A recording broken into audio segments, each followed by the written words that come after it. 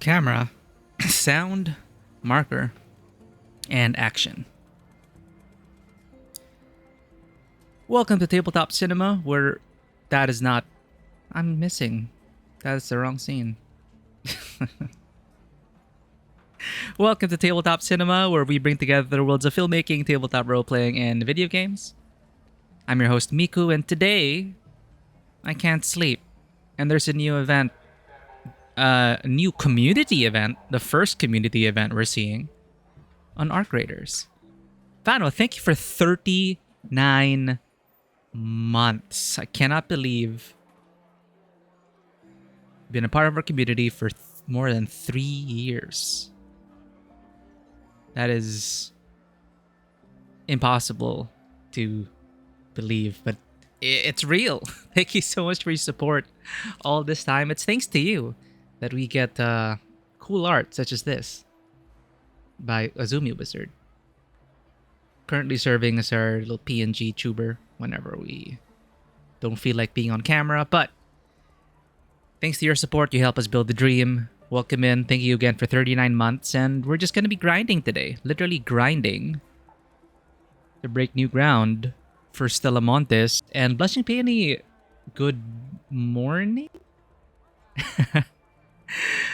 Welcome in. Thank you for dropping by despite the late hour. We're just doing some off-stream grinding for this community event where we can make an impact on the future of this game. Well, eventually, this map will be unlocked, Stella Montes. We are currently excavating. The community at large can donate materials, as you just saw, to unlock this map. So, is it necessary? No. But does it help with my immersion? Yes. Hello there.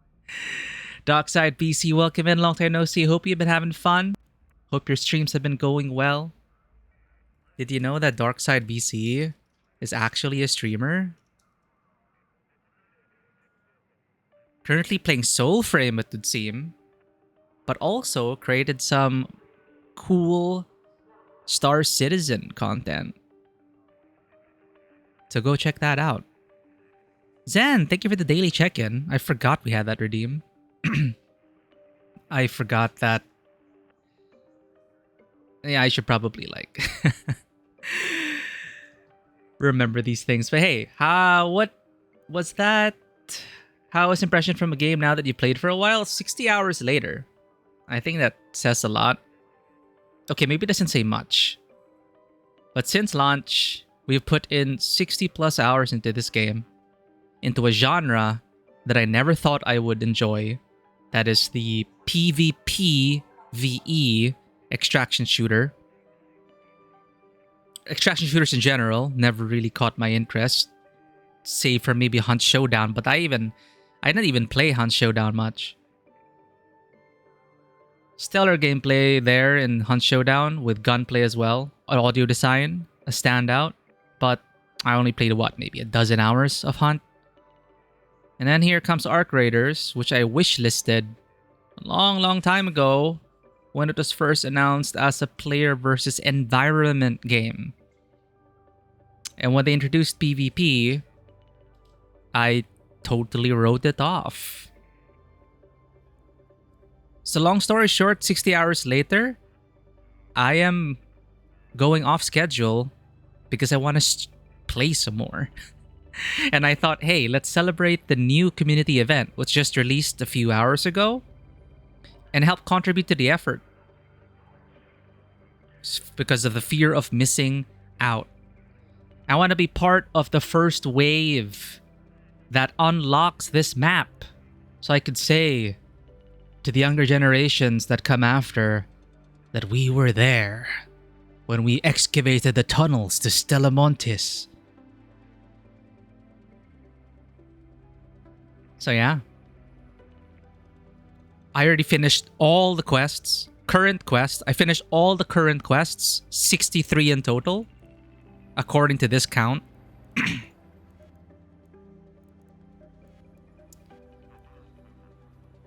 Solo.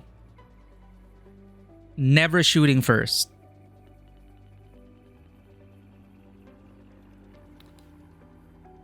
I only started getting player knockouts when I played group games yesterday with Space Pulp and Dodo. I played a total of maybe 3 or 4 team games. And this is the result of that because team games tend to be shoot on sight. So as a solo rat who played for 60 plus hours, according to here, for some reason, spent 33 hours total topside. We finished all the quests solo. In the Asia region, because it really varies per region. The culture is very different. And I still want to play more. I just go into the raid, not even thinking about much, not really having a goal in mind, because it's still fun to me. I thought I was initially skeptical once I finished all the quests and I was like, what now? What do I do? I already maxed out my stash. I already finished all the quests. Like, what do I do now? Will I still have fun with the game? And I can tell you now, well, here we are. I still want to play. Are groups usually malicious? I don't know the psychology behind it, honestly. I don't know the psychology behind it, but, and again, I'm not an experienced extraction shooter player, but based on veterans of the genre and my own experience in Asia, again, I have to keep specifying I'm in Asia region, solos tend to be friendlier. And groups, based on these veterans, they say you're just expected to shoot on sight. Maybe it's the fact that if you're in a group, you feel like you need more resources for your tribe. And since you're fighting over scarce resources and rare items, maybe subconsciously we feel the need to protect our own and not take any chances. No, Zen, even checking in while asleep. Hope you're having a nice dream, Zen. Thank you for checking in while you're dreaming. I appreciate the dedication. And I'm sorry for stressing you out with another daily check-in. But I do want to introduce more streamer bot stuff. I have some ideas. But yeah, I don't have a clear answer for that. Like why groups are shoot on sight. And maybe it's because of those expectations, like people telling you, veterans telling you, hey, group games, they tend to be shoot on sight.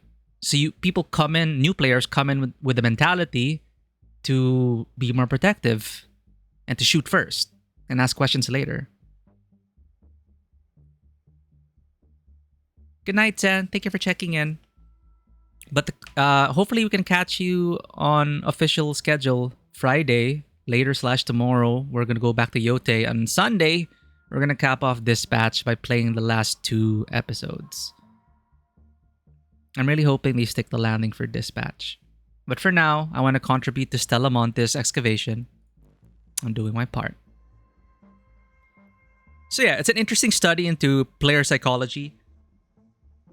It varies per game, of course, because here, it's also a different culture if you do like solo free loadout. People have been complaining about like free loadouts, thinking that it's like too generous, but it's because of free loadouts that I was able to get to where I am now. And it's a really different mindset because it's like you feel like you have nothing to lose, so you play differently. So it's not uncommon to go on Reddit, and there are so many people saying that the moment, like people seem to be sure that there is some gear score matching going on behind the scenes, even if Embark denies such allegations. Because there's so many people on Reddit, myself, I also feel it, that When you start loading up with a custom loadout and leveling up all your weapons, you lose everything in 5 minutes because of some jacked up players or because you get stabbed in the back or you get ambushed. And then when you go to free loadout, suddenly you do like 5 rich runs. And these basically free loadouts, honestly, have been my best runs. I don't know if Embark is lying about gear score matching, but again, anecdotal experience, and not just me, a lot of people posting their experiences. It's another study into like player psychology. And I think someone put it well in these words. If you go to free loadout, you go in with the mentality to fight to win. Or what did he say? You fight to get loot. Free loadout. And when you go to like a custom loadout, sure it's there, but you're also fighting to keep your loot. And that already drastically changes the way people approach their sessions. And maybe it's the fear, maybe it's the jitters, probably the pressure, like knowing that you might lose everything for this run, and your whole purple level 4 weapon run. Maybe it's that. And I found that I committed more mistakes and made worse decisions while fully kitted out. And here, I had like a basic loadout, just level 1 anvil. I just picked this up on the way. I went in with just a level 1 anvil and just green stuff. And I'm like, well, this is a free loadout earlier. But yeah, it's just, well, free loadout, just different. It's just different. Multiplayer shooters are known for some funky tricks to encourage newbies. Maybe.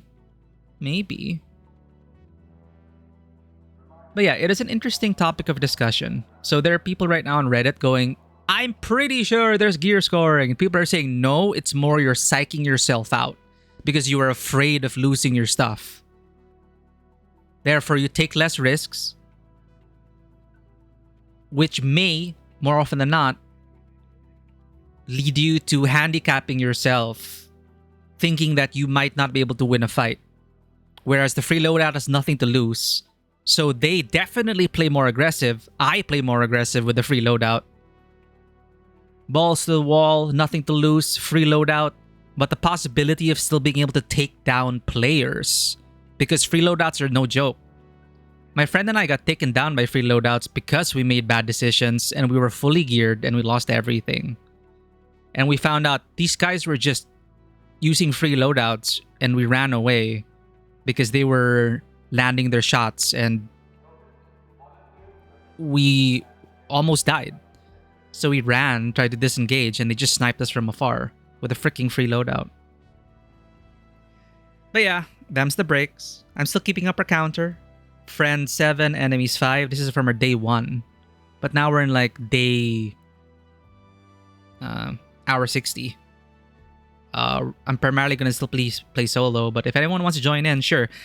What's cool is they see Embark denies gear score matching, but they also just said that they secretly and quietly enabled duos prioritization because solos get queued up with other solos, so it's fair, and I love that, which is why I mostly go solo. There's something strangely relaxing about playing solo. And trios get matched with trios. But also, if you were a duo, you used to also get matched with trios. So duos were at a severe disadvantage. One person makes the difference. So people have been clamoring for a duos queue. So apparently in the last week, Embark admitted that they secretly implemented duos prioritization to test the waters, and it's now officially enabled. And I tried it with a friend of mine. It's a nice middle ground for me. Like, I only played a few team games, but the trios, like, I have a totally different mindset. PvP, shoot on sight, feels higher risk, even if we're all like on free loadout. More intense, definitely. More crowded. It feels totally different way to approach encounters because you expect them to be 3 people, etc., etc. But the duos, it feels like there's still some room to stretch. There's still some room to breathe, room to stretch. From what I read, people also have still been willing to not shoot first, ask if people are friendly first, at least in North America. Depending on the time you play at as well, that also changes, but you're still expecting encounters more than a solo run. So it's still tense in that moment. It's a different experience. So we have solos now. We have duos who are, again, well, to clarify, they said duos prioritize other duos in matchmaking, but if they need to fill the server, they could be matched up with a trio or 2. So don't expect to just be playing with duos. But with the amount of players playing, so far we've just encountered duos with my friend and I, and that's in the Asia region, which I feel is the least populated server.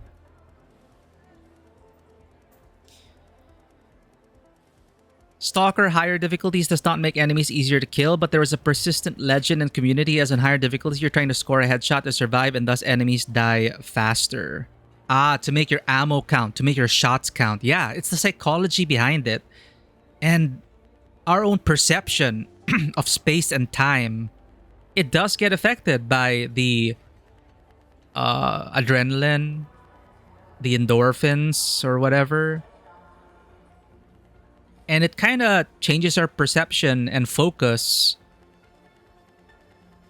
which leads to different decision making and a different perception of how we approach a certain event. So that's really interesting to go into like, okay, it's higher difficulty. Why are enemies kind of easier? Oh, it's because we've been locking in and getting those headshots. That's pretty cool. World War II shooter, allied players complain about German machine guns hitting harder than their analog. In reality, it was just a reskin of same gun, but it had chunkier sound. Yo, and sound design. Look, if I heard... Look, in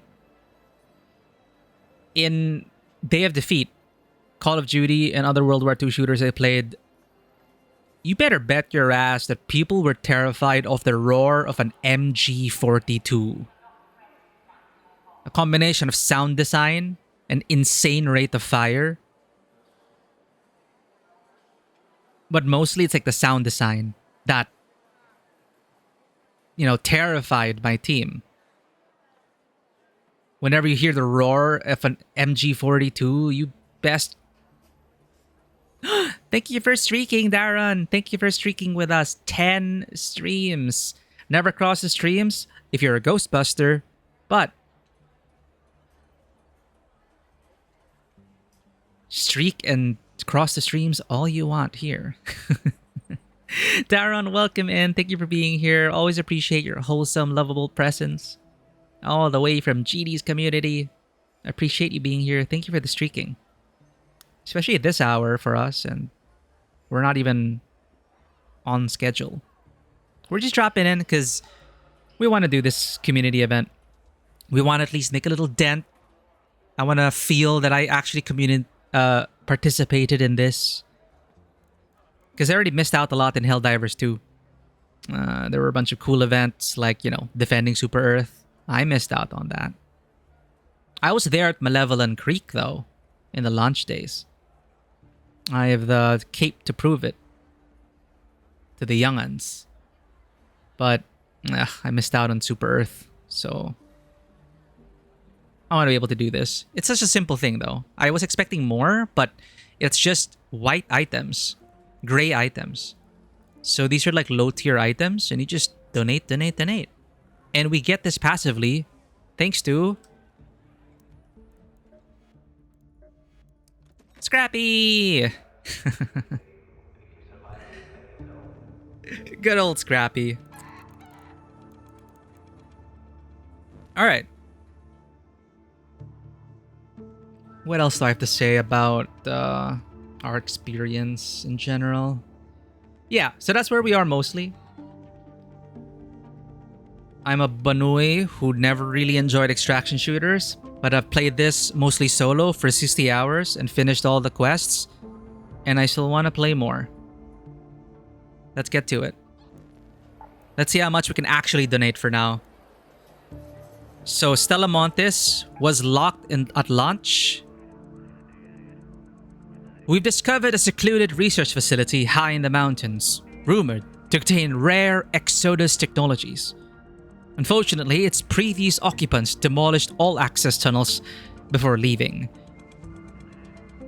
So I've mostly been interested in this game's aesthetic and setting. So now I have questions lore-wise about the history of the collapse, the Exodus. What is Sunrise? What is the first wave? And how is the second wave different where we currently are? So, this is my first time looking at these codex entries. Let's get a bit of lore. I want to be able to focus on the story and setting of this place, and I really, really hope they continue to develop it. I'm looking forward to the Stella Montes quests. As someone who completed all the quests, the morsels of cutscenes that you get at the culmination of each quest arc, they were pretty satisfying, and I want more of that. And they really did hint more at and the arc. Honestly, I thought it would be boring because they were, based on basically just drone warfare. So gameplay wise, but there's a new one. There are two new types of arc coming for Stella Montes, and even my experience so far, arc is dangerous and terrifying, and it can be very cinematic when you're sneaking around and you hear the roar of the drone engines. Or the clunking of a leaper, the Spitfire machine gun of the Bastion, the explosions from bombardiers. It's been a great and immersive experience. You have Forever Winter. You had water system like in Dune. Now it's better, but now I got a backlog of different games. Yeah, I heard they changed water, but I never went back to Forever Winter. I don't know. We did stream it, if you remember, but we never played it beyond the stream. Maybe because I thought it's an early access. I don't really like the water system. I'll just wait. But then, You mentioned Dune. Now you can actually back up your entire base, so you don't have to do upkeep. Your only risk is that if and when you return to the game, someone may have taken your base location. So if your base is built into a cliffside like mine, so there's a very unique shape to it and it won't really fit anywhere else. If I do that, it's definitely going to be taken because my character is on the most highly populated server for North America, Harmony. So that's why I keep my base, because the moment I remove my base, you better be sure someone's gonna take it. Because I was there during the initial wave at launch. So I was able to get some nice real estate. Now it's so valuable. It's so cramped on my server. I cannot afford to lose my spot.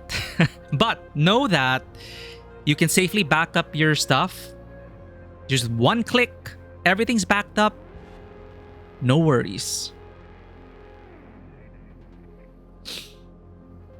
In both cases, the water, I didn't really like it. But the upkeep for Dune, I totally understand how necessary it was. Because the map is really not that huge. And I mentioned there is no space anymore to build in my server. If bases were permanent, that's it.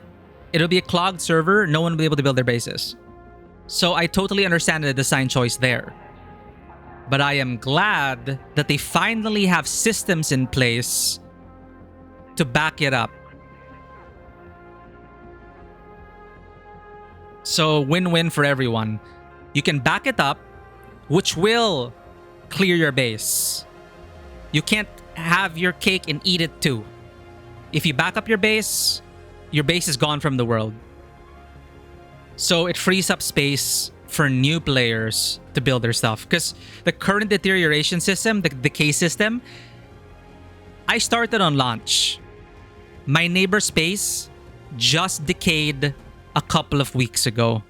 It took literal months just for the space beside my base to clear up because there was an abandoned base over there. So you can imagine how that needed to, they needed better, I understand the decay system, but it was a mistake not to have an option to back it up.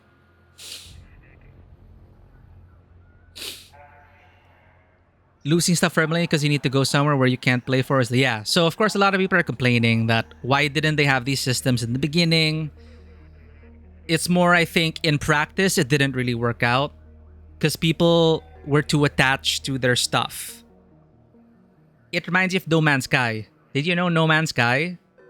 Their initial vision did not have permanent base building, did not have easy multiplayer, and that was their design decision. But in practice, people wanted to settle systems and people wanted to play with their friends.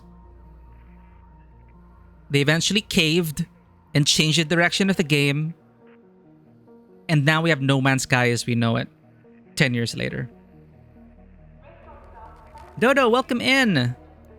We're just going to be learning some lore today, and then we're going to contribute to the current live event. Thank you again for those good runs. Those are memorable. But I'm pretty sure you've heard by now, they just nerfed secure lockers. They just nerfed it. So it's like perfect timing. It's like, oh, I experienced it before the nerf. Exactly. They nerfed the hell out of them. So like, a lot of people are complaining now. Like, so what am I building towards? But nerf doesn't mean useless. So shrugs? I don't know. Is it no epics at all? Or is it like just a really rare chance now?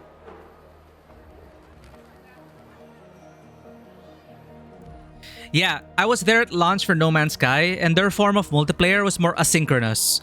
Like, you could stumble upon player discoveries, and from what I heard, the 1 in a million chance was running into a player if you were in the same system. I think that is the intent.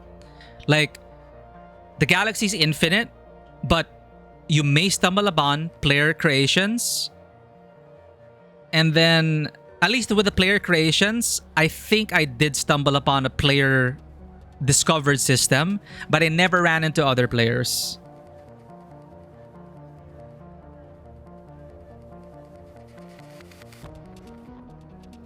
Four to 5 runs, didn't find any about 15 lockers. Yeah, they probably just really nerfed the rates. But, some people were saying the posts, like, it's a good thing they did it now rather than months later, because yeah, people are complaining about no lifers who put hundreds of hours already and they have like a stack of purples, but they're gonna lose that eventually. Like they were able to stop it right now, and some veterans are saying, based on what I read, that it's good for long term. I don't know. I only experienced it for 2 hours with you yesterday. I'm still gonna work towards it though. If it's one thing in a video game, I need the capability of breaking locks or lockpicking or getting into locked doors. Nothing bums me out more in a video game than not being able to get through a locked door because I don't have a lockpicking skill. Couple of players discovered that they're nearby, and when they are at the same place, they didn't see each other. Ooh, so it really was just you can discover other player discoveries. I think I vaguely remember that test. But yeah, that added to the whole controversy to like, it's a terrible game and everything they promised was a lie, blah, blah, blah, blah. But I'm happy. I enjoyed my time at launch with No Man's Sky, and even if they changed their vision and their direction, it was for the betterment of the game.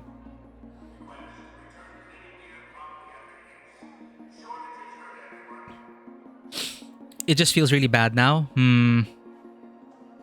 Yeah, we don't know the exact rates. If you once had something and it gets taken away, yeah.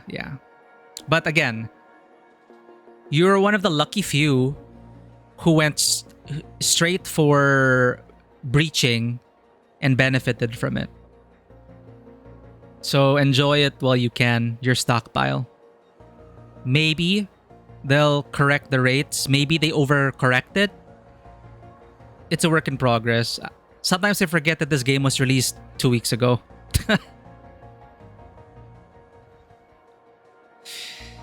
It is our vision and they didn't have time to relay. Yeah, that is the story of No Man's Sky launch. They had a vision, but they could not realize it. Eventually, they changed their vision, and now it is an amazing, amazing game, No Man's Sky.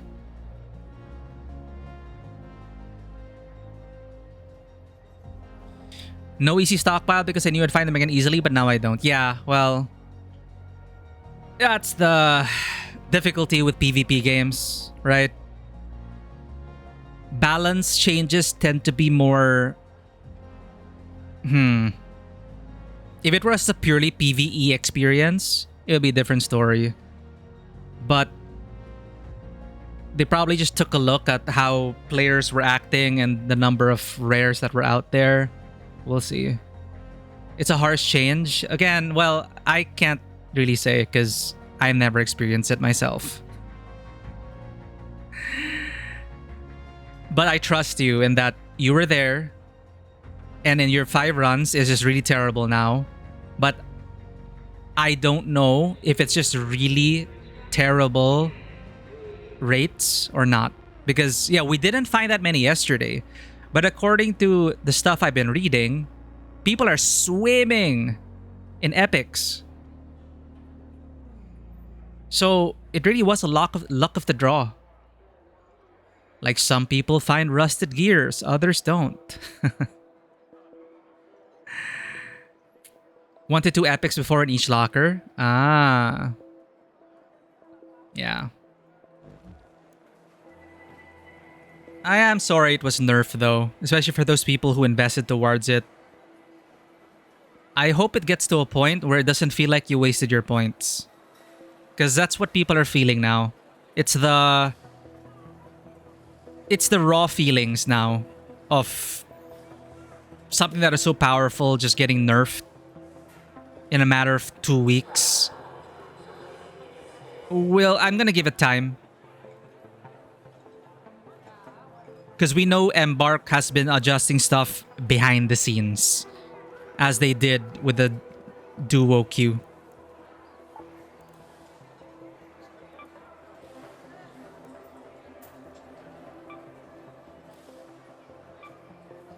So how does this work? Up to 900.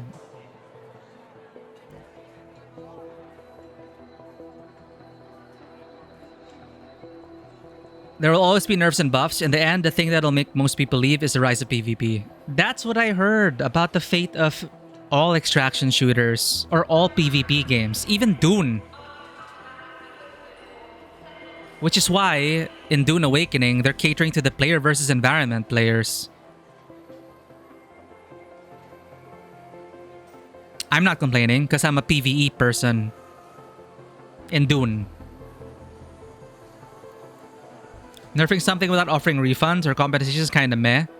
Who knows? I don't know Embark well enough to know if they listen to feedback and if they compensate people.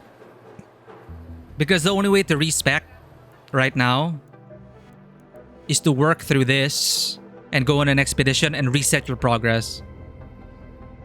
That's currently the only way to respec your skill tree. Another thing people are complaining about is the lack of transparency in the skill tree because there are no stats.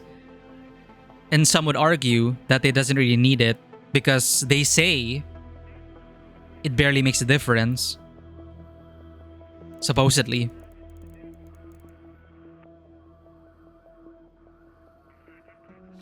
Loot change is the right way to go. It'll make people have to work together more for a bigger arc, but if that will happen, who knows? Yeah. And again, the spice is the PvP. It's 2 weeks into the game. Let's see how the changes shake out. But I, for one, again, 60 hours later, mostly solo, I couldn't wait to play again.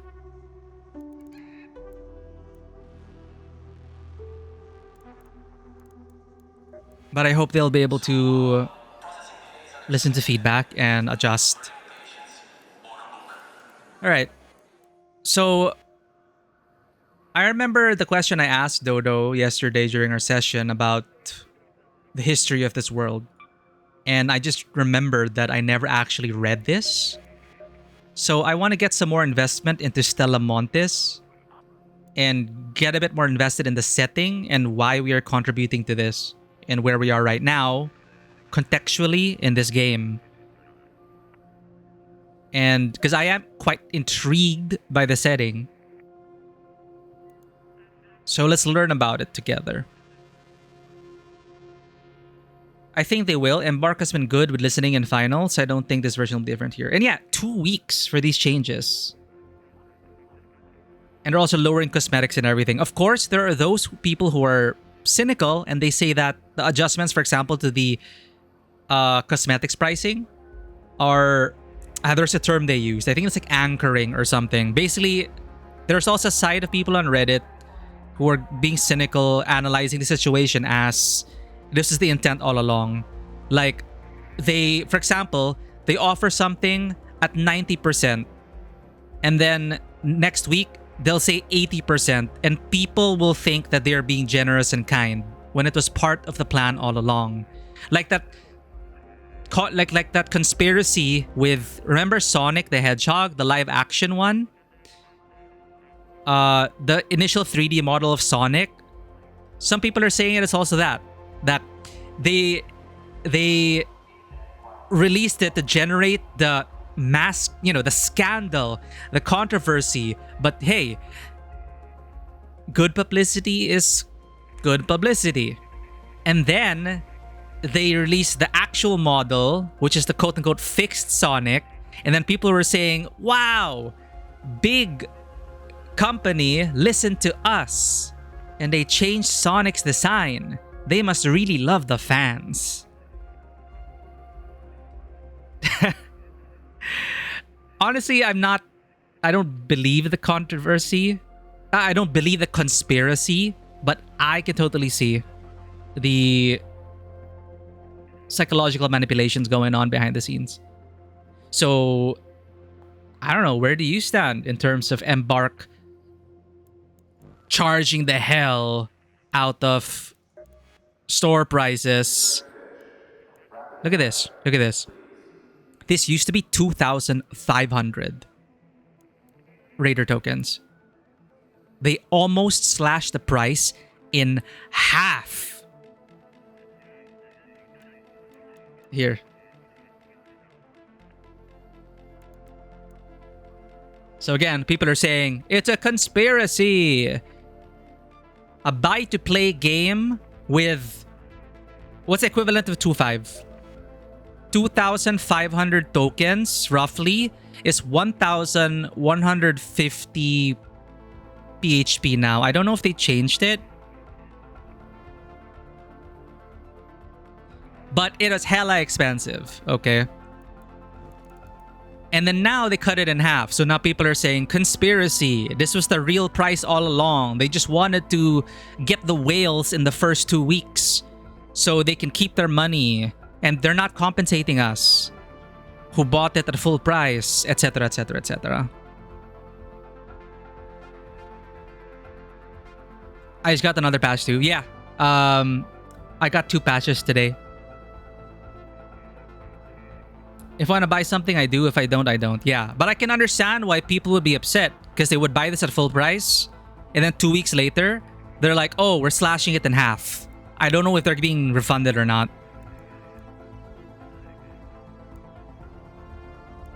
Not in-game loot. This is like these are just cosmetics, which I'm a fan of.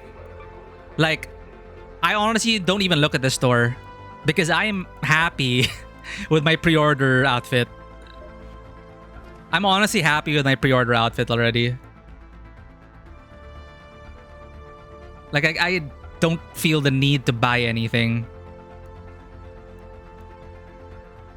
That's why I'm actually like just stockpiling my cred. Which is what I'm gonna aim to do today. I just want to complete the feats as well as contribute to Stella Montes.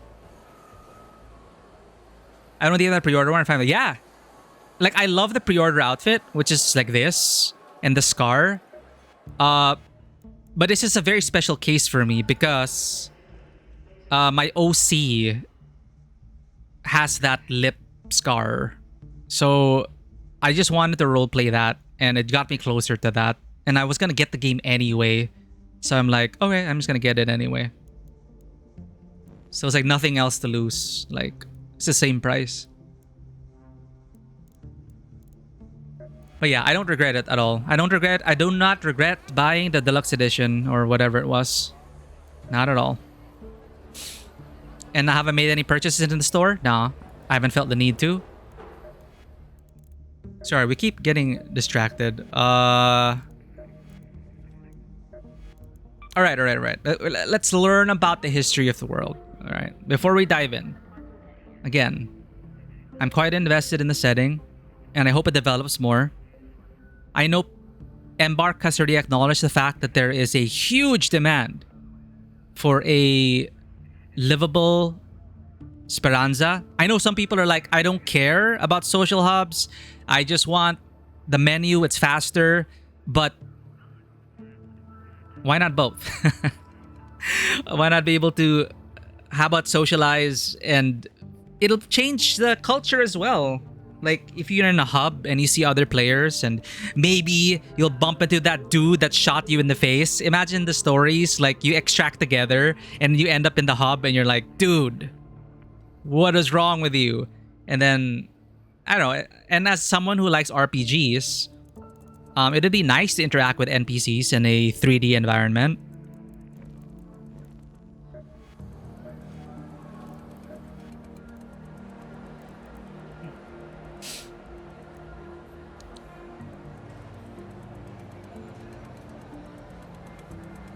I understand these discussions, but I think I'm just not as easy manipulated. No wonder, though, whenever I look at something without ad block, I think normal users all have ADHD because of the ads. Maybe. Well, thankfully I don't have ads because I use YouTube Premium.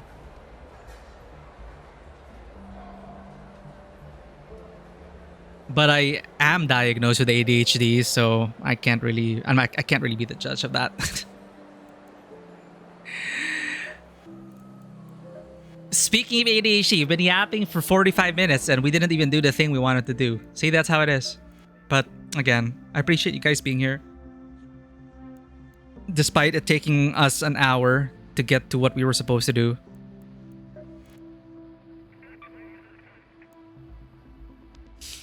Anyway, that's why I was talking about a living hub. I do like those. You don't have to take away the menus. It's totally fine. Like, you want to get out there quick. So when, I'm pretty sure they're going to implement custom loadouts. So you don't have to do it, you don't have to craft things individually every single time and then forget that one thing you're supposed to bring. In my case, it is a legit accessibility disadvantage that me with ADD suffers from, is that I always get stressed out whenever I pack for a trip or even in a video game or real life, because I, for the life of me, keep forgetting like what I should bring and what I need. And I'll always like forget the one thing unless I really like spend so much brain power just trying to keep things in order in my brain. So, I cannot wait for the damn custom loadouts. Even with lists. I know some people put post-its and all that. Even with lists though, I still want the convenience of just clicking loadout 1, craft all. That's all I ask. Welcome back, Vanwa. People just stumble into buying something. Ads don't really affect me. Unless it's a video game trailer that I am super in love with. But it has been a while since I saw an ad and I'm like, I want that thing. I just kind of tune out ads, honestly. God, okay. History lesson time, chat. Maybe I'll also find something interesting about this world. Because I have questions. I have questions about the Ark, the Exodus. Which came first?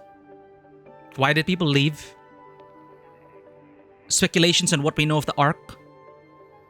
And why was Stella Montis intentionally sealed off? Because we know, lore-wise, that previous occupants demolished all access tunnels before leaving. Did they want to keep something from escaping? Or did they want to prevent someone from getting in? Or both? So before it releases, before we unlock it as a community, I'd like to know where we stand.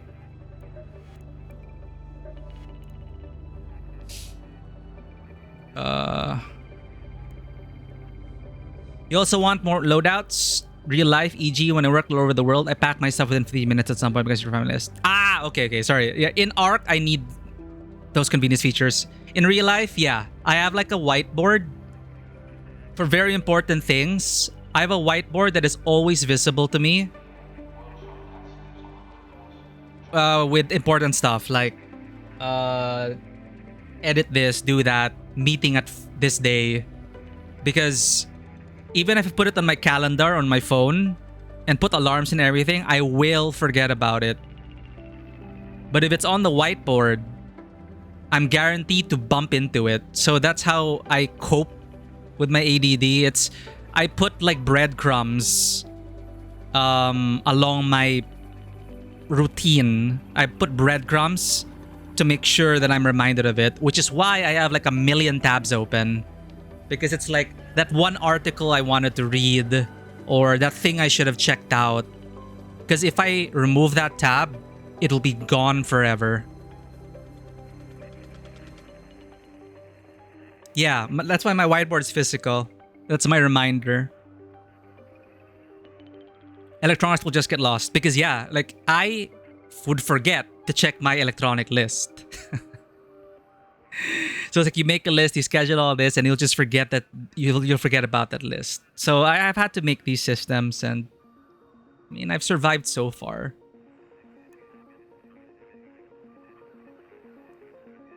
But packing for me is still a chore. Because even if I have all the lists, my OCD just kicks in as well. And it's just the whole thing. It just stresses me out. Even if I have like everything on the list, I'll still be stressed. Because I feel like it's never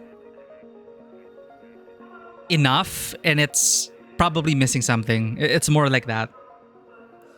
So what is the collapse? The beginning of our story. The collapse was an era of vast floods, terrible earthquakes, and cataclysmic destruction. A tale told mostly through flooded wastes and overgrown ruins.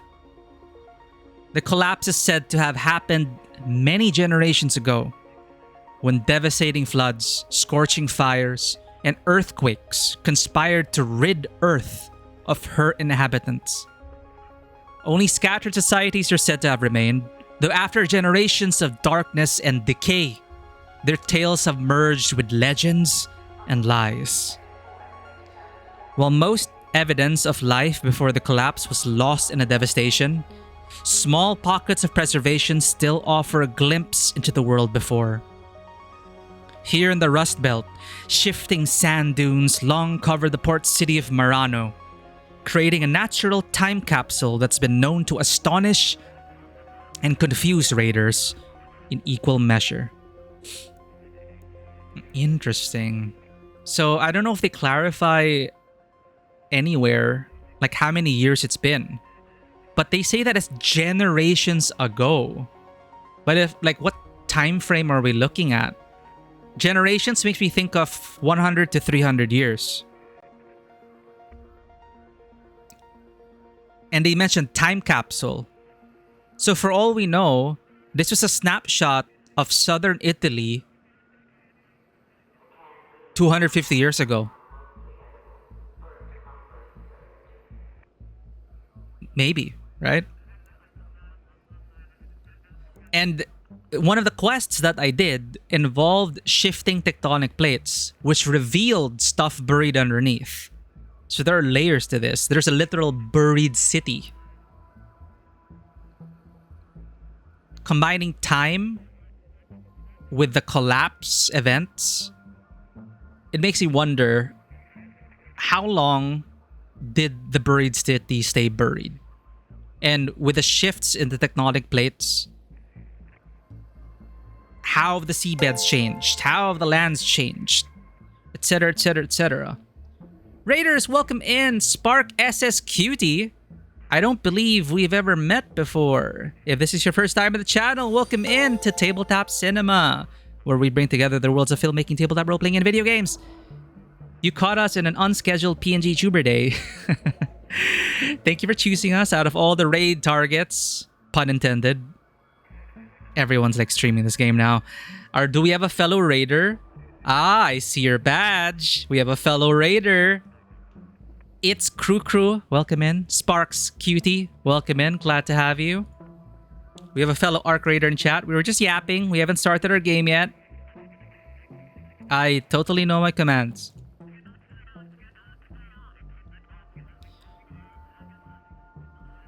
Let me give you a follow. Thank you so much for the follow. It's Crew. Yeah. Arc Raiders. Dance emotes in chat.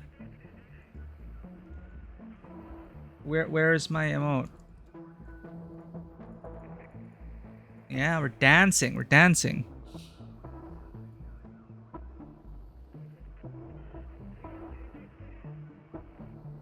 Hell yeah, I'm a Pepino. I'm a Pinoy. We were just talking about devastating floods.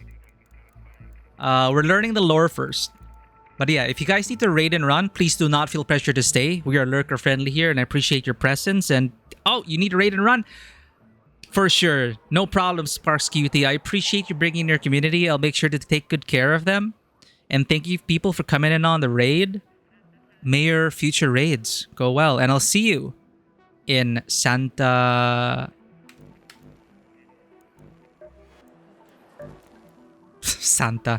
Stella Montes.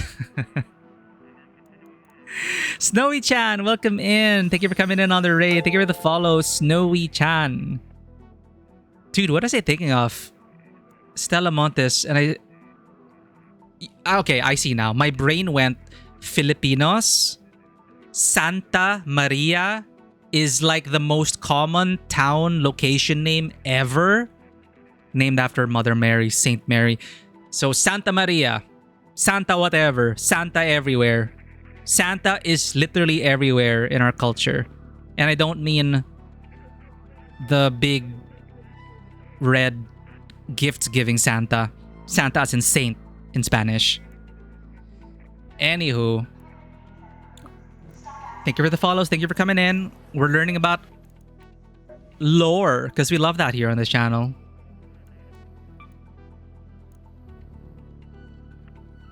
Italy to me. To you, yeah. I guess so. Santa. Santa Maria. I guess, right? It could just say anything with an Italian accent, I guess. Why do I keep... Okay. I'm still on the fence whether this is a good UI experience or not. Let's just stay on this page. Catholic, obviously. Ah, well, yeah, actually. It would make sense as well. With the Vatican and all that, Italy. It's mid. Yeah, I feel like it's not great, but it's also like not terrible. You're totally on point with like mid. It's funny though. Like I was playing with Space Pulp, right? And Space Pulp was complaining about the UI. And I was wondering, oh, what about the UI don't you like? And he's like, everything is so far apart.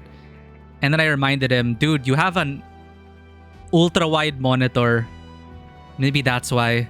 It's no excuse for a poor UI, but an ultra-wide monitor will kind of make your eyes travel a bit more if the UI doesn't scale efficiently to it.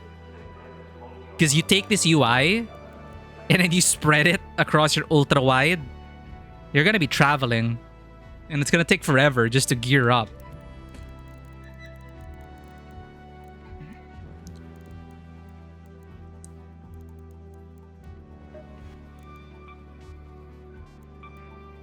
You don't know how people play anything larger? Yeah, 20... Yeah, my monitor is 27. I feel like it's 27 or 28 or 29 even. It's like the perfect size. If, and I did some research on this, there's like an optimal monitor / TV size based on your distance to the screen. And I actually have like a 48-inch monitor where it's my TV, where I watch my content on the side and I sometimes do like 4K gaming. 48-inch is ideal if you're sitting like... My table is deep, so like 3 feet away, 48-inch. So double the size of my... Almost double the size of my current monitor. And it evens out. But yeah, in general, 28 for me is like the sweet spot. It's where we do our streaming and everything. It's why I always see content creators miss stuff. They don't even see the UI on the side. Oh, and I guess streamers also have like 3 to 5 monitors. I honestly, even 2 monitors, like at minimum, I think 2 monitors just helps so much. Just keeping chat and everything on one monitor. 2.5 meters. Yes, not. Sorry, we speak in freedom units here. Fun fact. My country uses both the metric and imperial system. So you can imagine the confusion. Also, another fun fact. We just for a date format, we also use both date formats. So there are times people will say, "Hi, it's time for a meeting on November 7. Didn't you mean July 11? Anyway.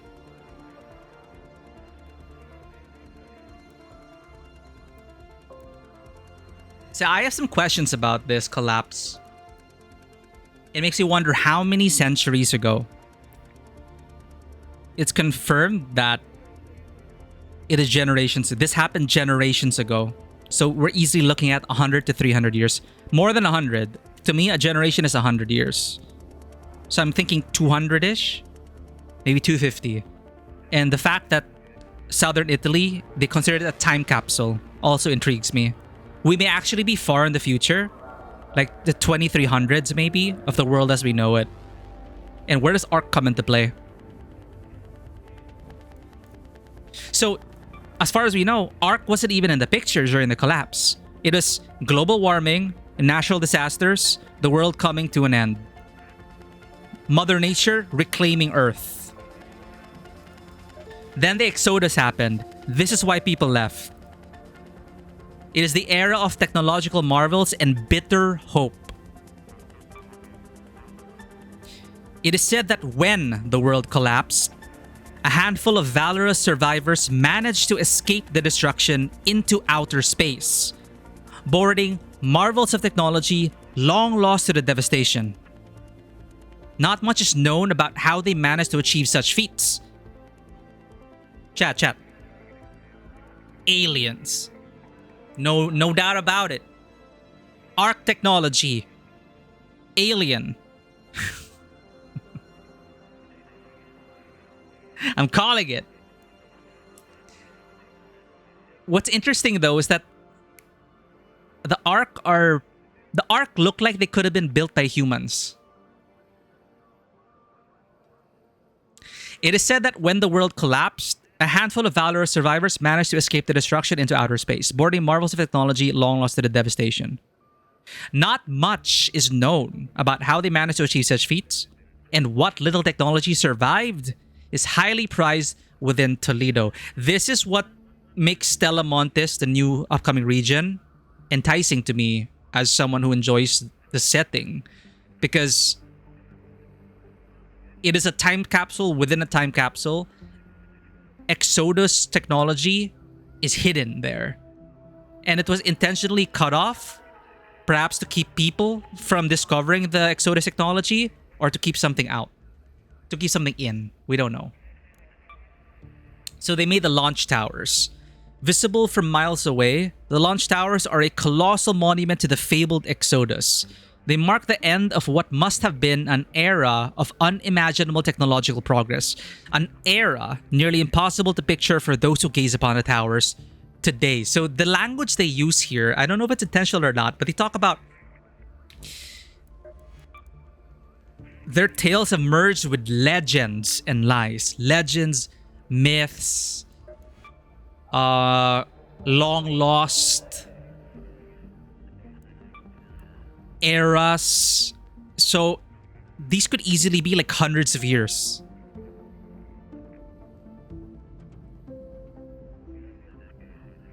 The Exodus is kind of close to our time. We make AI, the world will go to shit more and more. Then we try to use AI to fix it with more of a mess. History gets lost in time over centuries, now the Ark ruling the world. That is the expected setup. I think that's what is most clearly indicated right now. And I'm wondering if they're going to do a twist here and there. Because you are definitely on the money here, Dodo. It is very reflective of our world today and where it might go. So as a work of speculative fiction, we know global warming is just going to get worse. The cataclysms are here, clear and present. In my own country, people are being flooded out of their homes. And AI has already now dominated certain fields. And it will continue to grow. So is it a case of Horizon Forbidden West, Horizon Zero Dawn, without spoiling too much? It's the trope of humanity made this thing to save themselves, but that thing ended up rebelling against humanity. I wonder if it's just that. There may be twists. Maybe. That's why this thing about not much is known about how they managed. So this line alone, to me, already shows that they uncovered something. They discovered something. Whether it's from a precursor race of humans, because that's also a popular trope, right? Like an ancient humanity was more technologically advanced. Excuse me. So not much is known. Aliens or precursor technology or both. And the fact that they say that eras ago, that this Exodus was an era long time ago. That's hundreds of years to me. But yeah, it's sounding like Horizon. So we had these are eras, epochs of non-disclosed number of years. We had the collapse, the Exodus, and just before the first wave was Sunrise. The short-lived era of revival and rediscovery. Sunrise. alive in the memories of the few very old. So if we're gonna just say like 80 to 100 years, the veterans of those who were there in Sunrise, so that's already easily 100 years. Pushing 100. Sunrise was 100 years ago. I'm guessing it's like 100, 200. Like my rough timeline would be 250 years ago, the collapse. 50 years of building the Exodus technology. And then 100 years later, Sunrise. My math is terrible. Ignore that. My point being, it's been a long time. Okay. So Sunrise is alive in the memories of the few very old still around. The era of Sunrise feels beyond belief to those born underground. So that's another way to date our time. There are generations born underground. That is an important fact to remember. Following generations of darkness after the collapse, the era of Sunrise was marked by signs of restoration of the planet's ecology, as well as the rediscovery of old technology and even some degree of organized society. Pretty much Horizon so far, word for word. Here in the Rust Belt, settlers began to gather around the dormant Alcantara Dam. Alcantara, which to me is a Spanish surname. Esperanza is Spanish to me.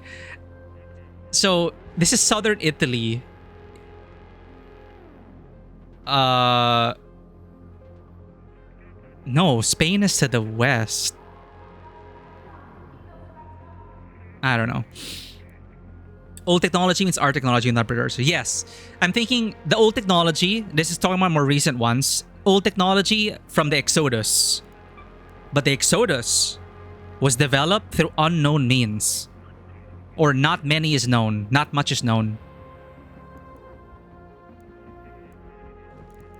So the old tech, I'm sure, is talking about the Exodus, the launch towers, Stella Montes. But they're definitely going to shed some light on how Exodus technology was developed. All right.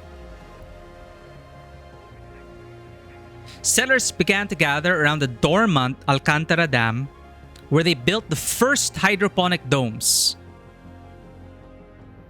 So we're still on the surface here, because in the game, the domes here are already...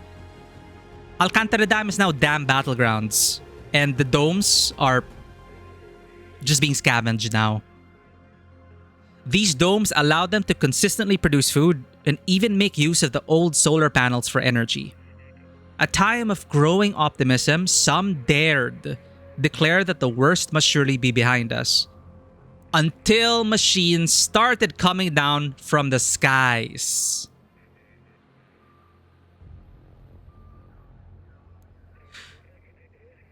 I have a feeling it's might even be closer to Horizon than we think. So when I read this now, I'm thinking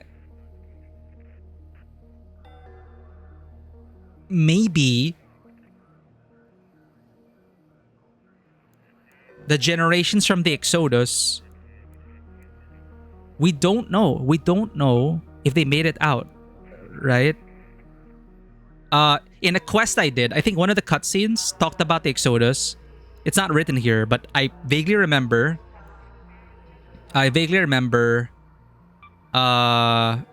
cutscene said they left our world behind, and currently we don't know what happened to them, if they made it or not. So I'm thinking they made it, and after generations of being away from the Earth, yeah, not aliens. My prediction was it's humanity itself. It's the Exodus generation. It's the future Exodus generation who are sending Ark down from the skies to reclaim Earth. The question now is like, if that's the case, why haven't they established contact with human life. Why haven't they established contact with their ancestors, their own species? Why haven't they done this? So you think the Exodus people are long gone and light years away? Interesting. In my head, they were nearby in a system, in a nearby system, which is technically light years away, but I feel like they would at least still be within jumping distance to the Earth, and they may be responsible for the Ark. Or the Exodus generation developed Ark to help terraform the planets for humanity, but then Ark rebelled against humanity, and now the Exodus generation has been obliterated or decimated, and Ark is now has Earth in its sights. That's another way I see the story going. Because we know from the Queen and the Harvester, they are sending supplies up to somewhere for a particular purpose, and they are raising the Earth.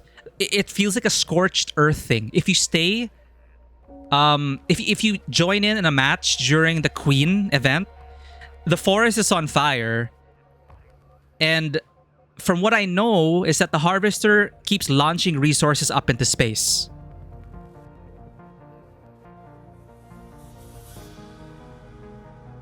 So I'm thinking Ark may have been a tool of colonization created by humanity.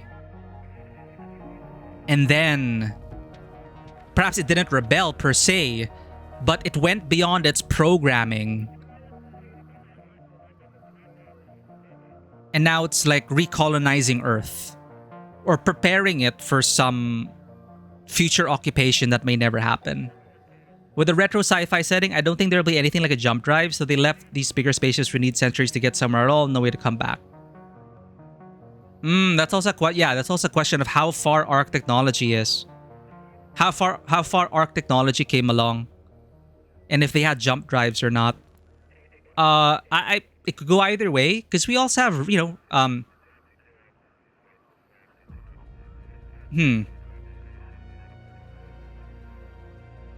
I'm always reminded of Alien when retrofuturism comes into mind.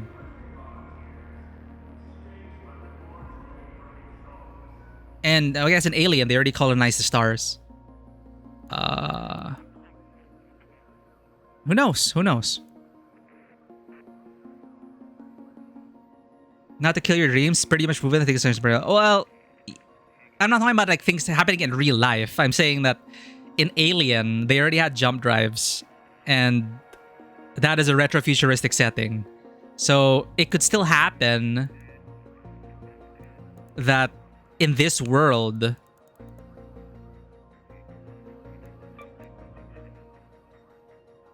this technology long lost may have a jump drive. Because look at this. Look at this. Have you seen the description of the Leaper core? Do you know what happens if you throw a Leaper drive?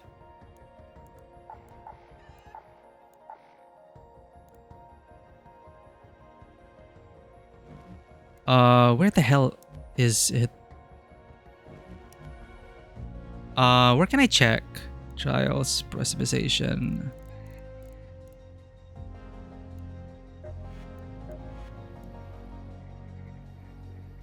Here. A Leaper pulse unit. This is ARC technology we're talking about. It can be thrown to create a violent singularity. When they use sci-fi jargon like that, anything seems possible.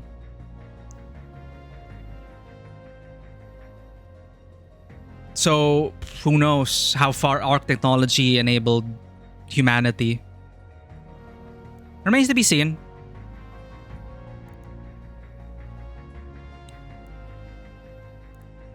It's funny because this is the only item with that description. can be thrown to create a violent singularity. Everything else is just like practical stuff.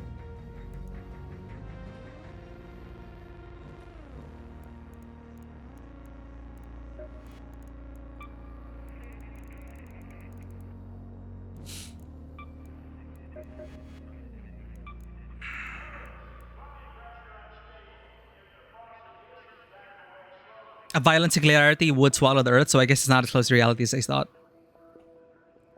Who knows?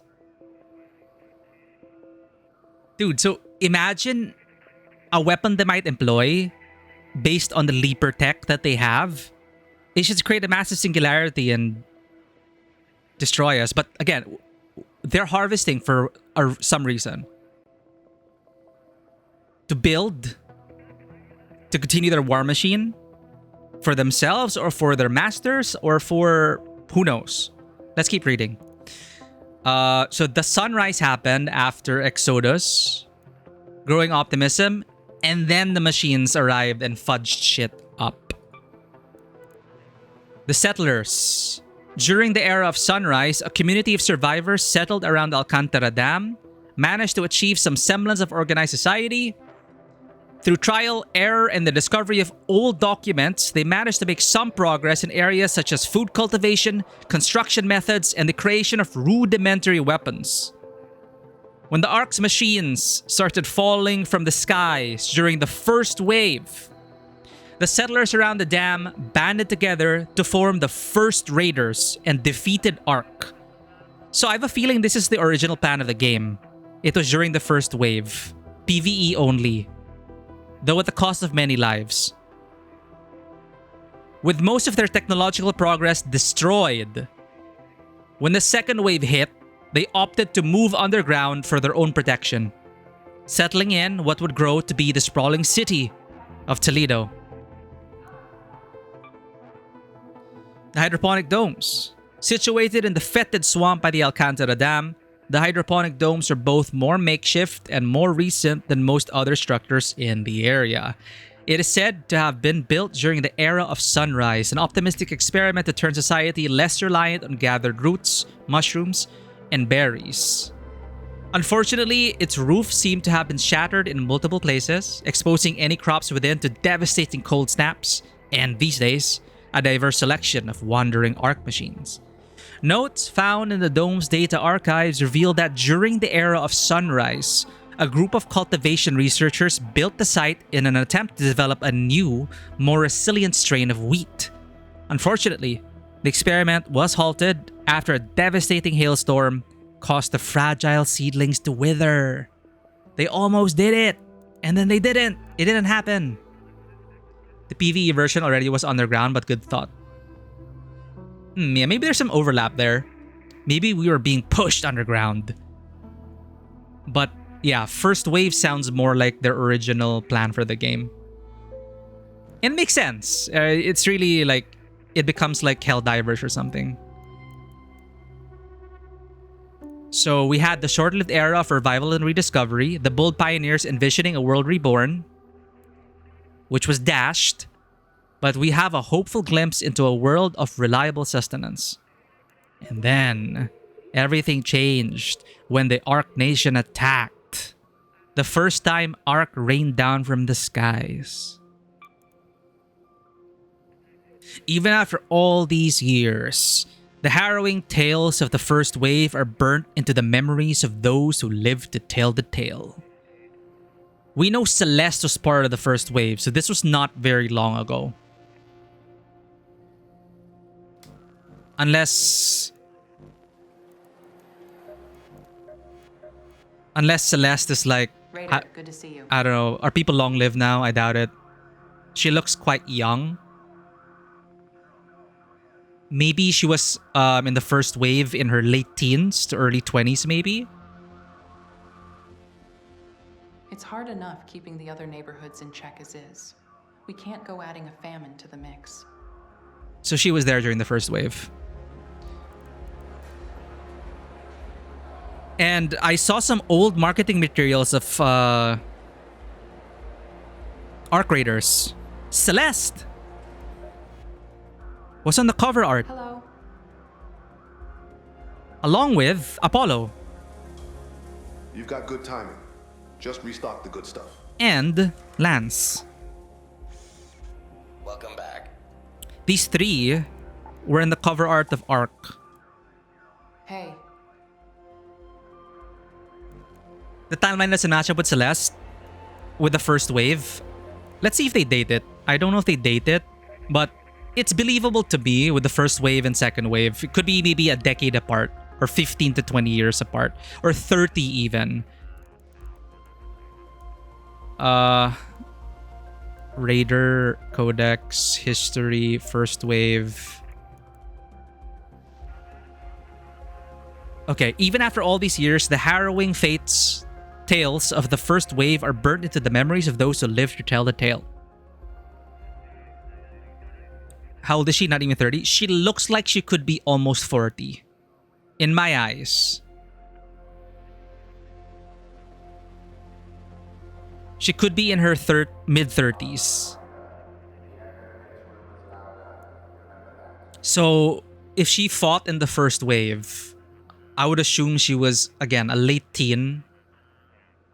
Enough to, like, wield a gun and fight on the front lines. Maybe. Yeah. Maybe she was, like, 17 or 18. 16. You know how it is.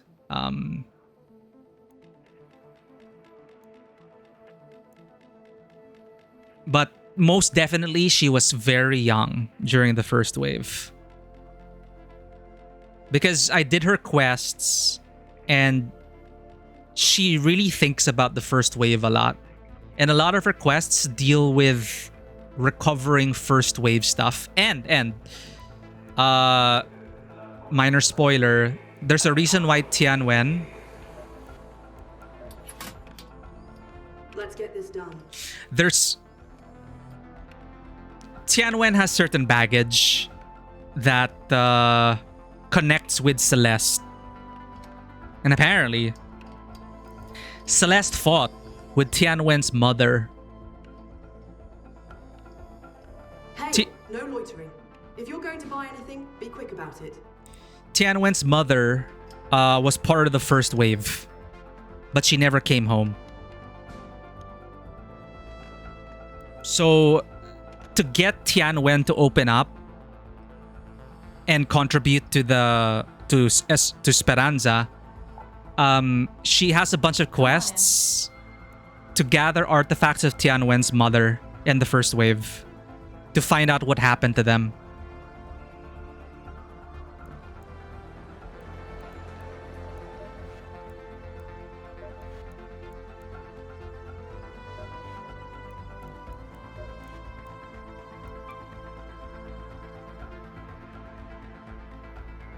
How could she have fought with her mother when they look of similar age? Oh no, Tianwen is the daughter of the person she fought with. So I feel like Tianwen looks to me... You still around? Well, I saw her full art. It looks like she could be in her teens. I feel like Tianwen could be 16 to 18. So, if she was born... If we're gonna try to put a timeline, I'm thinking roughly 15 years ago was the first wave. So Celeste would be in her around 18. Tianwen would be a child, 3 or 4 years old. She says she doesn't remember her mother much. So I'm gonna assume Tianwen was very young. Can I help you? So if you want to date it, Tianwen would be a nice reference point. We could assume that we could, I think, deduce even that she was born and very young during the first wave. She was separated from her mother. Her mother never returned to Speranza. And she's been holed up ever since. And she's been secretly putting out feelers, trying to find out what happened to her mom and why she never came back. So it still lines up for me. 15 years. So that would make Tianwen maybe 18 or 19 if she was 4 years old during the first wave. And Celeste, 15 years older, 35 to 40. Because you can see that she kind of has wrinkles starting to... Yeah, I would say 30s.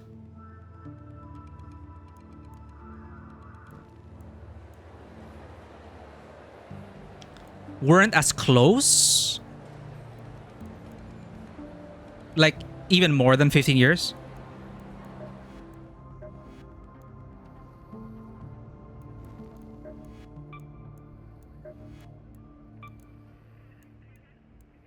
Oh, you know what? They dated it. We're thinking about it too much.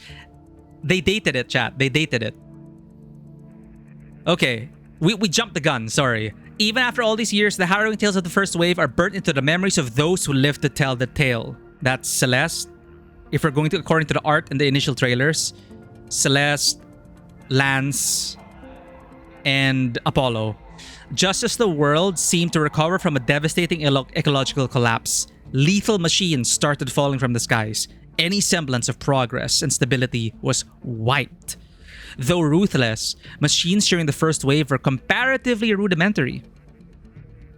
Which is why the first wave husks, if you pay attention to them, look different from the Ark now. The first raiders soon found ways to target their weaknesses. They built an extensive network of outposts and defensive structures to support them in their resistance, many of which can be seen around topside to this day. Here, the first raiders fought for over a decade. So we were kind of close. So 15 to 20 years. The first raiders fought for over a decade to beat back the machines through a series of daring battles and harrowing losses, culminating in the hard-fought Battle of Victory Ridge. Ark was eventually driven from the Rust Belt. We don't know about the rest of the world, leaving behind trails of destruction as well as scattered husks. Though the battles earned the survivors several years of respite. So, several years plus over a decade, 20 years, maybe. 20 to 25, and it still lines up with Tianwen's age, her mother, and Celeste being there. Though the battles earned the survivors several years of respite, a more resilient and refined generation Ark would eventually return, the second wave. But let's learn more about the first wave before we jump there. Who are the Barons? The pinnacle of Ark's machines during the first wave, the Baron, was a powerful six-legged mechanical walker. With its imposing appearance, powerful attacks, and surprisingly adaptive behavior, the Baron was a formidable foe for the first wave raiders. After the last Baron was brought down during the first wave, they were never seen again in the Rust Belt. Though stories from afar claim there are still Barons roaming desolate parts of Calabretta. So I guess Calabretta is Italy. And we're in southern Italy, Toledo. I'm assuming Calabretta is Italy. So there are still Barons out there. Raider camps. When Ark returned during the second wave, society was forced underground and the camps were all but abandoned. To some raiders, it's considered blasphemous to scavenge from raider camps, though others are happy to dismiss such reservations at the prospect of battle-tested gear. In recent times, Shani has led an effort to re-establish surface outposts, serving now as discreet supply stashes and cover from fire, rather than long-term lodging. So, what is mentioned? The Battle of Victory Ridge. The Victory Ridge is a rocky outcrop west of the Alcantara Dam. It was the scene of a fierce battle between Ark and organized raiders fighting from elevated positions along the ridge. The battle marked the end of the first wave. After a decade of Ark onslaught, scattered raider groups united under the brilliant leadership of Major Iva. Major Iva is the mother of Tianwen. Oh. Tianwen. I'm not sure how to pronounce it. Major Iva. Oh, okay. So, Major Iva is the mother of Tianwen. After a decade of Ark onslaught, scattered raider groups united under the brilliant leadership of Major Iva, and Ark was finally defeated. The battle raged for several days, littering the landscape with smoking Ark husks and fallen raiders. The cost of the victory was devastating. Most who fought at Victory Ridge never returned home, and those who did carried wounds both visible and hidden, and many never truly recovered. Although a victory against Ark The Battle of Victory Ridge shattered the unity that had made victory possible. Survivors blamed each other for tactical failures and feuded over the spoils of war. The unity that had defeated Ark, the original vision of the game, crumbled into bitter rivalries. A monument commemorating the victory was built soon after, but was later vandalized by disillusioned raiders. And there's a quest to partially restore that monument. Major Iva was a major figure in the first wave and Tianwen's mother. Tianwen is a technological mastermind with questionable customer service. Much like her daughter, Major Iva was a whip-smart tactical mastermind, a fearless leader in the original Ark Resistance. Iva led several successful skirmishes against the machines before ultimately perishing. Okay, so that's what they meant by never return. She died. Machines before ultimately perishing in the final battle of the first wave, the Battle of Victory Ridge. As with many other important figures from the first wave, her name slowly faded into obscurity. But Tianwen still remembers.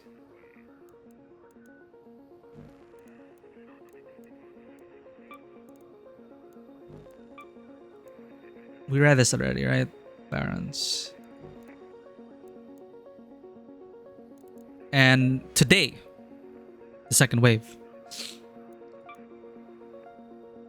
Raiders sometimes use the term second wave to return to the current wave of Ark incursions, in which a new generation of improved Ark machines started descending onto Earth. These are significantly improved compared to the rudimentary machines of the first wave, both in their tactics and in their physical designs. In some cases, the improvements were so drastic that the new iterations were considered entirely new machines, as was the case for Barons and Queens. The Queen, which guards Ark's harvesting operations. For much of the second wave, Ark was only fought during short forays topside, with raiders under constant fire as they've roamed around in hostile territory. More recently, however, efforts have been made to establish new outposts on the surface, providing a degree of protection and support not seen since the first wave. And that's where we currently are, and that's what the quests are mostly focused on. Retaking or planting the seeds or paving the way to retaking the surface. So we are part of that second wave. And part of that is breaking new ground to get to Stella Montes, where we've discovered a secluded research facility high in the mountains, rumored to contain rare Exodus technologies. Unfortunately, its previous occupants demolished all access tunnels before leaving. Forbidden tech? Dangerous machines? Probably both. Let's go ahead and contribute.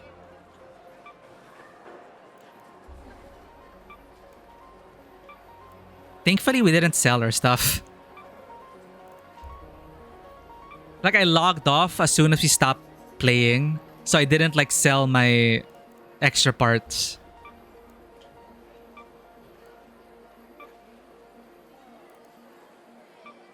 If they allowed everyone to contribute infinitely, it probably would have been done already. But no, this is phase 1. Community progress. So I like events like this because Helldivers 1 did this. Helldivers 2 did this well. I never played Helldivers 1. So I hope they take a page. I hope they continue to take inspiration from Helldivers 2 for community events. Is there a danger of missing out? Yes. But it does make the world feel alive.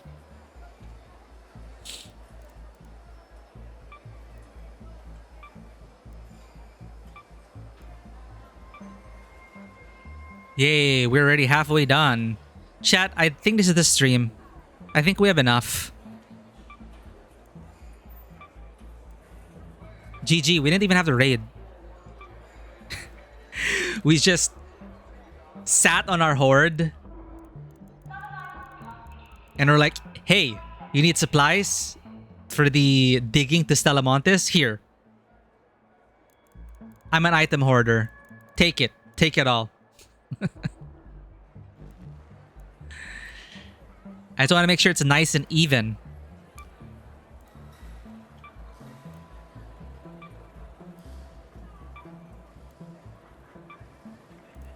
Almost there. Is this daily? Or is this for the whole event? We're almost there. Look.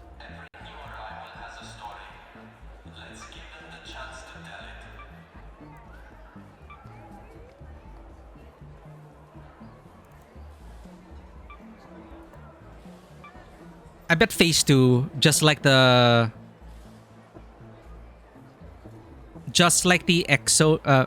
expedition, I'm 100% sure they're gonna go from gray to green to blue to purple.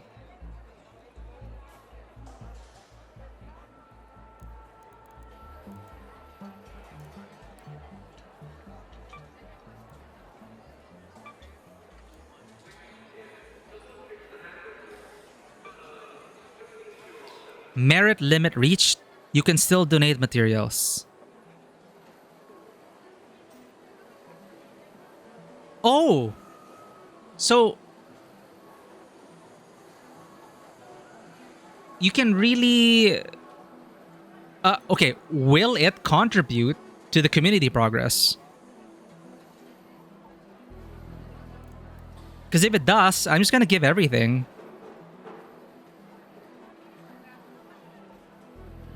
Let's make everything 50.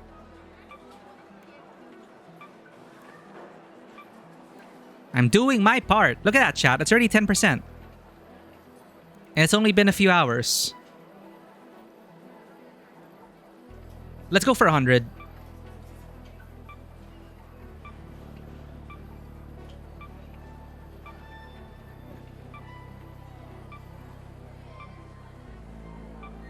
I don't know why it's every 5. Can we just type in the quantity? Or is this supposed to be like a ritual? Like, hey, each time you press.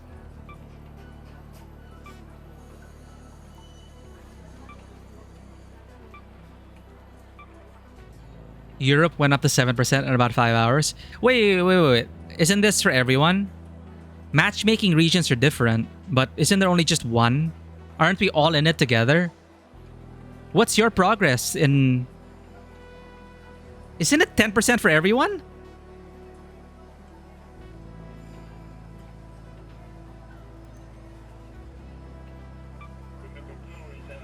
Really? Alright, so what's Europe at now?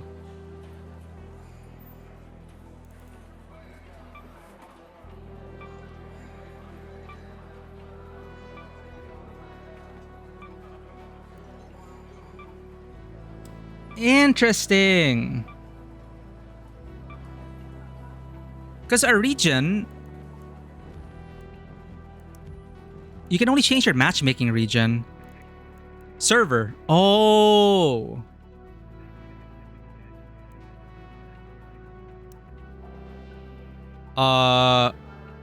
Let's check. Europe.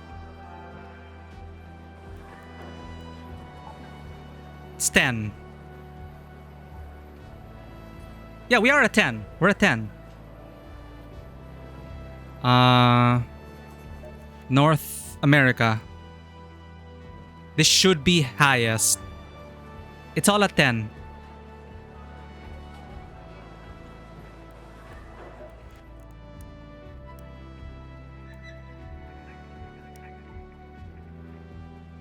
It was 10 since you've been there. It was 9 here.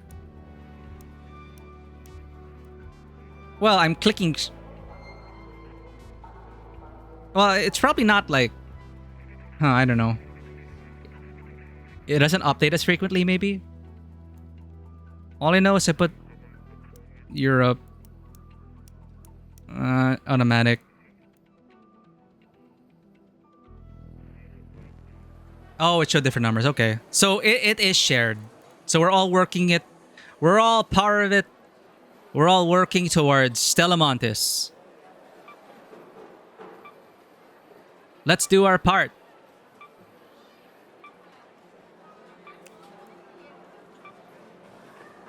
Phase 1, easy. It's a good thing I have a... But I already sold so much. I sold everything that was before the patch, safe to sell. Now I don't have anything. And I'm predicting... the next phases are going to be all those parts that didn't have a use. Like water filters and... Basically, I feel like everything else will just be... the items that are not used for crafting, but just say for recycling. I have a feeling it's gonna be those parts. And I sold all of those.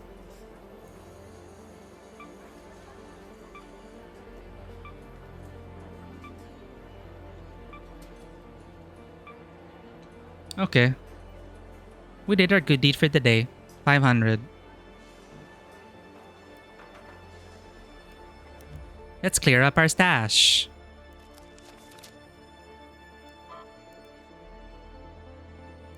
Learned.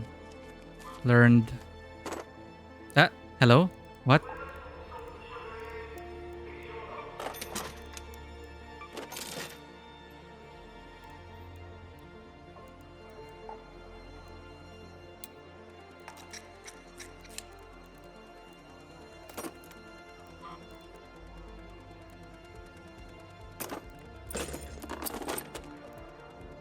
Yeah, these things like can be recycled into fabric, can be recycled into crafting materials. I feel like these will be the items for the next phases.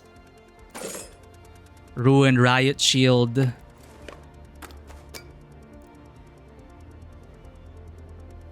Well, that's the thing, right? You can always go out and get more.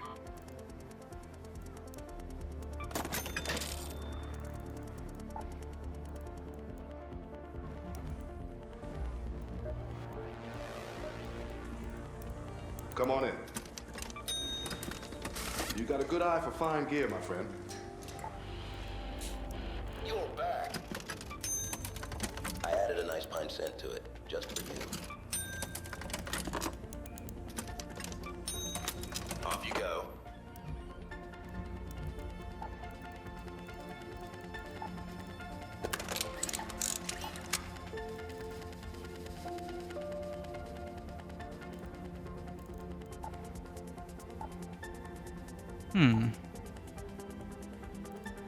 I tried to rig up my own homemade pair of roller skates. Ended up breaking one of the greenhouse windows, but they worked for a little while. Hi, Patata1630. I love potatoes. I love French fries. Is this game good for solo player? 100% Patatas. Though the culture of your server will be different. But for me, 60 plus hours solo, Asia mostly. It is so fun, and I don't usually like extraction shooters. It's so accessible, forgiving, but also challenging when you're topside. Forgiving in terms of the economy and getting your upgrades and loadouts. And because of the PvP, there's a thrill when in solos, people tend to be friendlier. Okay, so again, your mileage may vary depending on your region and the time you play. Because you will see videos out there, especially big streamers, saying that Arc Raiders is the friendliest extraction shooter everywhere. Everyone I met was friends, etc, etc, etc.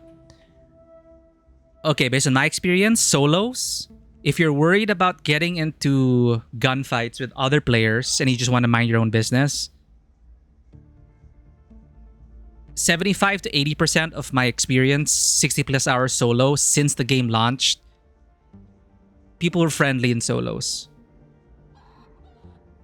But they say, as time progresses, PvP will become a bit more prevalent. So as Dodo said, don't expect it to be like the friendliest. You'll see a lot of clips of people using voice chat in North America, having fun, singing to each other, creating awesome moments. But in Asia, where no one really speaks the same language, I can count the number of times I heard people on voice comm speak in English in my region. Everyone just either spams, don't shoot, or they're just stone cold silent. So, yeah. Cover your bases, tread carefully. But there's also something, for me personally, rewarding about me. I committed to never shooting first, a solo.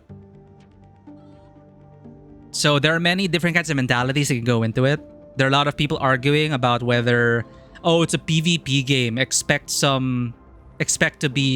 you should always shoot first, or it's fair game if I grief you at the extract, even if there's no time to loot. It's a PvP game, bro. Get good. You will encounter people like that.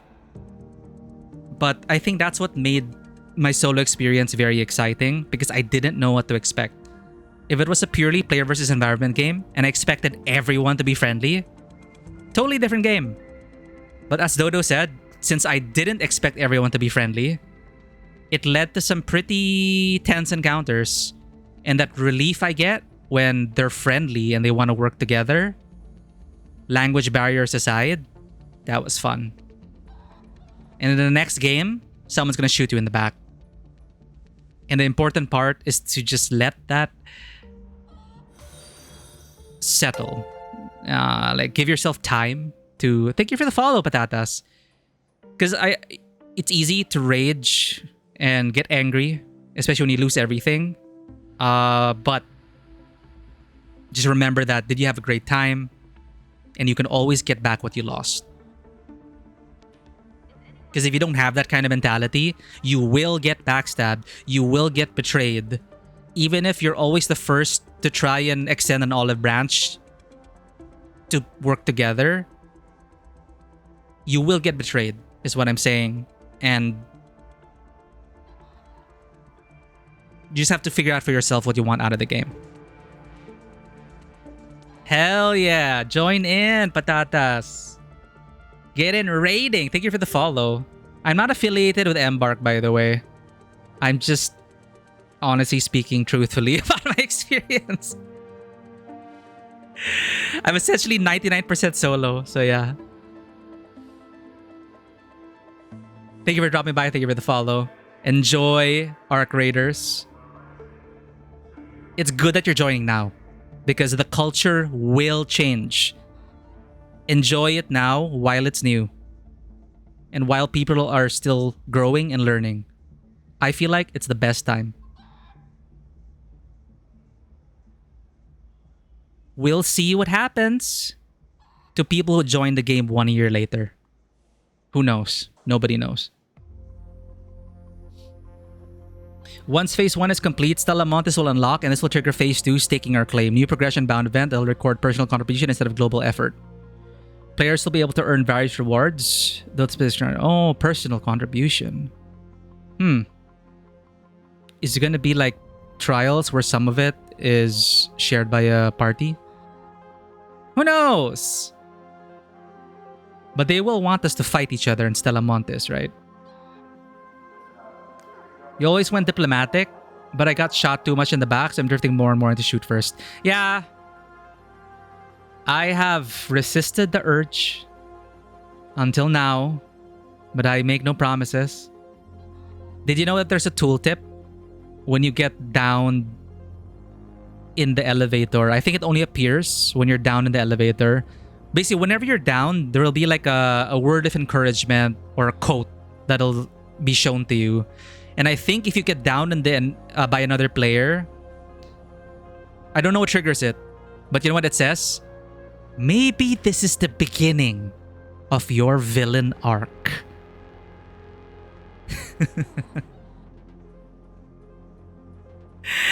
I was literally griefed. Okay, I don't call it... It's not...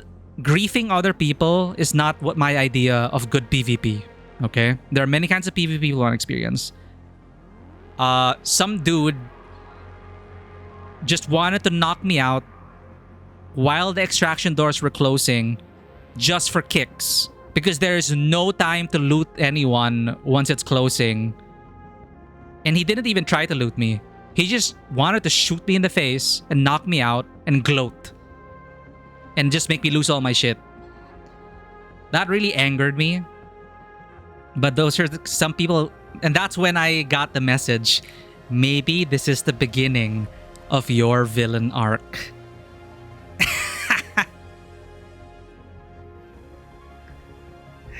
But I resist. I refuse. I'm talking about solos, okay? Groups. Groups are shoot on sight.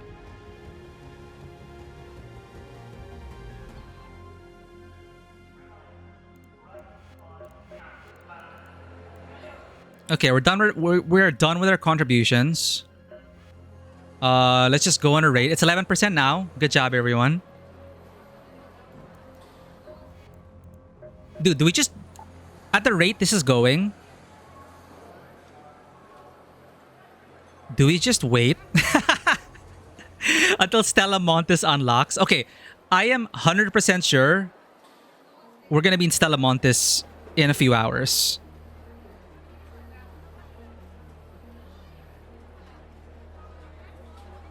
So this is only... Phase 1 is to unlock the map. So are we going... Am I gonna resist the call and stream Ghost of Yote later / tomorrow? Or are we going to dive into day 1 of Stella Montes?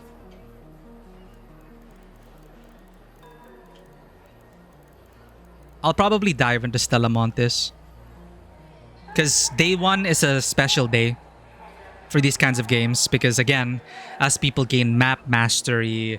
learn how things work, it's gonna be a different culture in later days. But day 1 Stella Montes, it's an exciting time of possibility and uncertainty and exploration. Tomorrow earliest, at this rate, 10% in maybe 2 or 3 hours. Yeah, like once I wake up, it's gonna be done. And it'll be... And for sure... It'll unlock before our stream time. So, we might dive into Stella Montes. Just experience it day 1. And then, that's it. Again, I can't commit to being an ARC streamer. We are doing variety.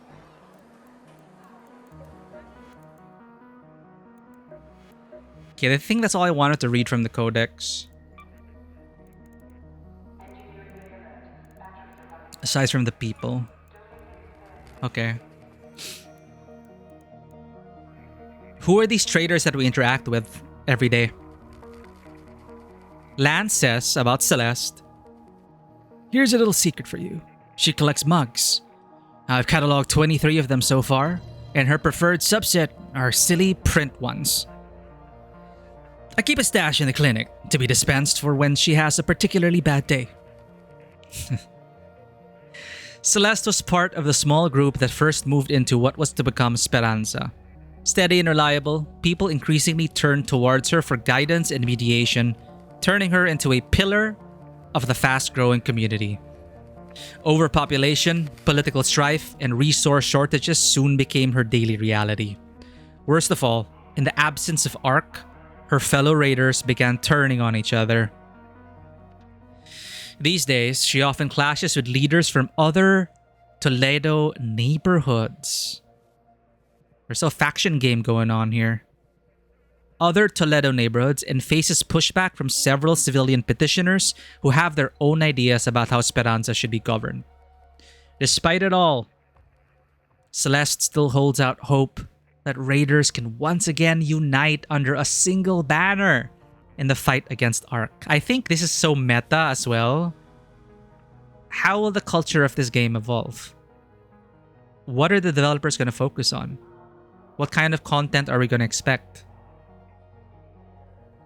Because there are few left that share her dream. Oh, okay. Less speculation. The first wave. This confirms it now. You were right, Dodo. Celeste was 9 years old. So she was much younger than I thought. Celeste was 9 years old when the first wave hit. Left without a home, she soon found her place among a group of raiders who refused to give up the fight against Ark.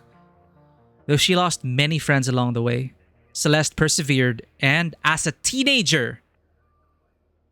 Oh, okay, you're right. The first wave... Never mind. First wave hit, and then they fought for a decade. So...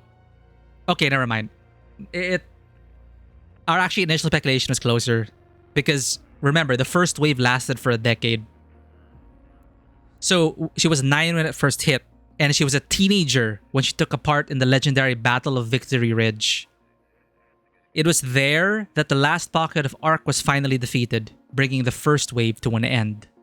Then 20 years later, we have the second wave.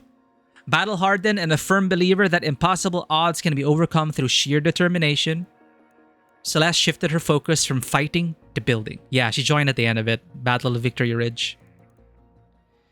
Celeste shifted her focus from fighting to building. Speranza quickly became her main focus, but with rapid growth came inevitable changes. Shani. Note from Apollo. People think Celeste is running this place, and they're not entirely wrong. But what they don't realize is that without Shani, we'd all be toast. No one knows more about Speranza or Ark than she does. Vigilant, cautious, and dutiful, Shani keeps a near-constant watch on the screens in her room.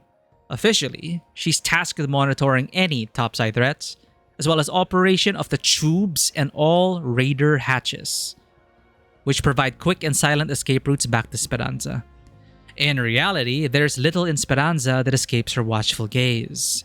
Shani relies on an array of radars, scanners, and makeshift equipment to map out Ark behaviors. Do you know the icon? The logo of Ark Raiders? Is symbolic of the trajectory of the falling Ark machines. So you see it on the radar, and that's basically they chart the Arks landing on Earth. However, the machine's penchant for self-optimization makes it a steep uphill battle, leaving her with precious to little time to rest, sleep, or take the occasional deep breath.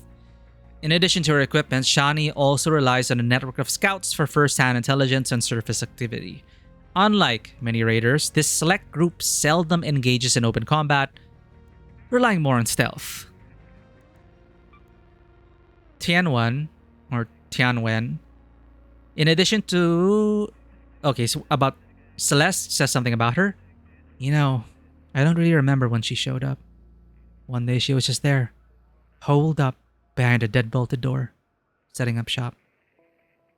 Huh? A technical mastermind with a cutthroat personality, Tianwen conducts most of her business from behind a bulletproof door, hidden away in a dark alley off the piazza. Her mastery in crafting high-quality firearms has earned her fame in Speranza and beyond. Rumor has it, she doesn't think too highly of raiders, yet her trade makes dealings with them an unavoidable reality. Some of her quests also reveal the fact that there are rival arms dealers, Toledo gangs, and different factions. Too much inflection there, didn't sound like AI. Right, Celeste is more... I'm monotone, but Celeste is even more monotone. In addition to running her storefront in Speranza, Tianwen maintains a quiet influence over Toledo's black market. Some of her quests involve that, where many of her more experimental weapons curiously find their way. Given how many raiders rely on her supplies for their safety, it's possible that Shani chooses to overlook these more dubious dealings, at least for now. During the first wave, Tianwen was only a girl during the first wave. So you're right, she's roughly the same age as Celeste. They were both kids. That's why they look around the same age.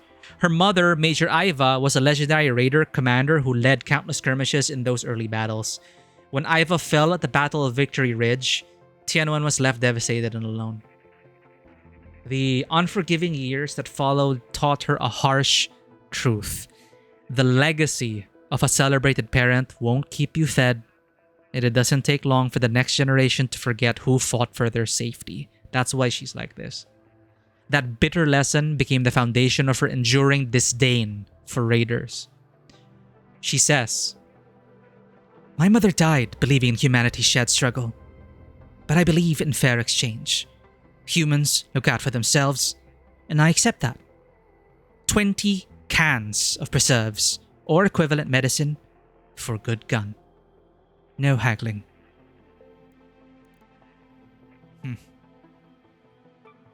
Lance. Tian1 says about them, "I've come across similar models before, though even that's a rarity. But none of them spoke or carried themselves quite like Lance.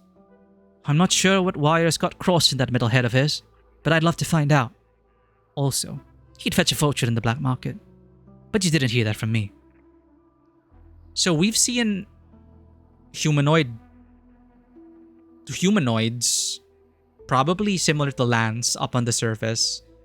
In one of the warehouses, there are a bunch of like humanoid robot bodies that will make a noise. I'm wondering if Lance is that. An enigma to Speranza and society, and to some extent himself, given that he can't remember his origins. Android Lance runs his famed medical clinic just off the piazza. It is said that the only thing he can't cure is the common cold, though that's never said within his earshot. When it comes to medical matters, Lance is a consummate professional, equally focused while wrapping bandages as he is, while picking out bullets with tweezers. When it comes to settling on a name for his clinic, however, his composure tends to fall apart very quickly, which is interesting and probably tied to his past that he's forgot. Because part of his quest is also about Lance trying to redecorate his place and get inspiration from topside from other pharmacies in Buried City. And how does Lance know how to suture wounds, take out bullets? You know, probably a first wave model from human side, maybe. Allied with humans, a medic robot, android. Probably a skilled surgeon or doctor. Maybe they put their brain or copied their memories into Lance. Who knows? Lately, Lance has sought to cultivate a harmonious feng shui in his clinic. Exactly what I was saying. Hoping it might soothe his patients while he dislodges shrapnel and other foreign objects from their bodies. So far, his strategically placed throw pillows have not had the intended effect. And finally, you have Apollo. Shani says, "Unlike many here, this isn't Apollo's first settlement." Oh. He claims to have lived in several, although he is a bit vague in the details. That said, his energy for improvements and his constant cheer do have their uses, but someone who's constantly cheerful like that, especially in this kind of story, who also came from many different settlements, I'm pretty sure he's got some interesting story points from his past. Apollo runs a store by Speranza's Piazza, selling primarily makeshift grenades and gadgets. Most of his wares are of his own design, and though they may seem rudimentary to the untrained eye, they are thoroughly field-tested by the most daring raiders.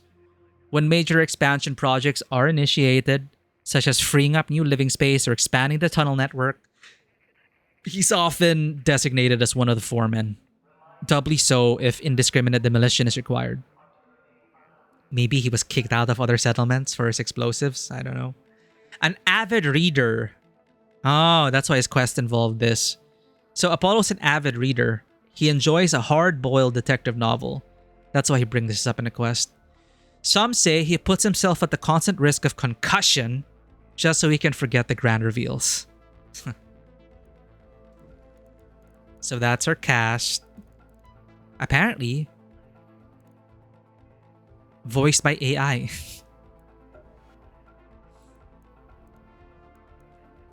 Unseen Society of Survivors? Oh, oh, okay, wait. Right. This quest.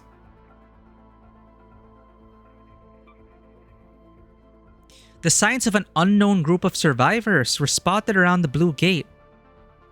Recognized by their flags and makeshift decorations, they were found to have been involved in bringing down the Ark Deforester, though their methods seem to have left the husks in a surprisingly pristine state.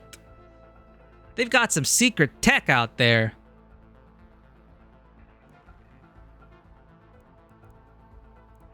These guys, this is one of the gangs. OTTM, which stands for the Official Toledo Tubes Management. This is part of a quest with Celeste. Or OTTM, it's a thuggish organization that controls several critical junctions in the tubes network running through Toledo and extending outward into the world. The city of Toledo does not possess a central government to provide any official sanctions, and the OTTM possesses enough influence and manpower to fend off any would-be challengers to its authority. The Speranza slingshots pass through a junction controlled by the OTTM, and Celeste must frequently pay tribute to maintain the raiders' access to the tubes in Speranza. In an effort to escape the constant extortion of the OTTM, Celeste enlisted raider assistance to retrieve a dead drop intended for a high-ranking member of the organization. This is the quest.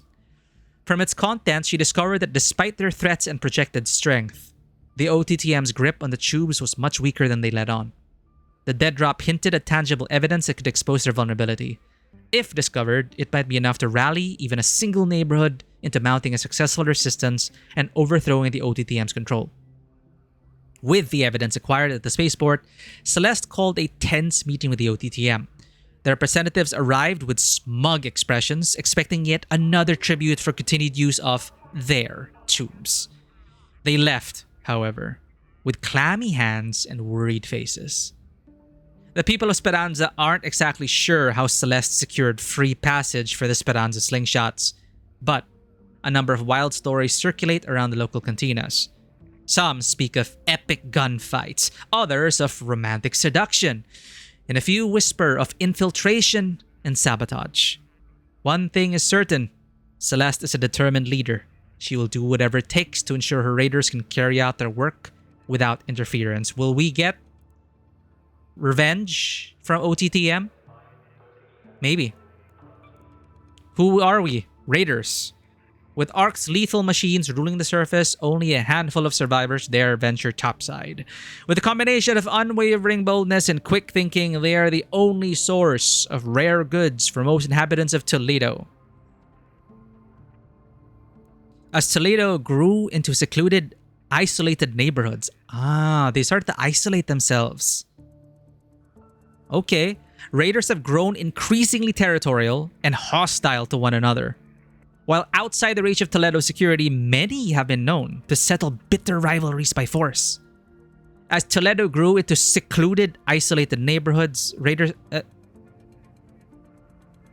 AI wrote this and copy-pasted it. So there's your explanation why we're fighting amongst each other. Yahoo. Yo, we're at 13 already? Dude, if we just sit here... Yeah, it's 13. If we just sit here, we're gonna... we're gonna unlock Speranza. We're gonna unlock Stellamontes already. Okay, you know what? For now, I feel like I want to dive into Stellamontes day 1 later / tomorrow. We're gonna postpone our Yote stream. That's currently in the works. For now, let's get this counter to 100!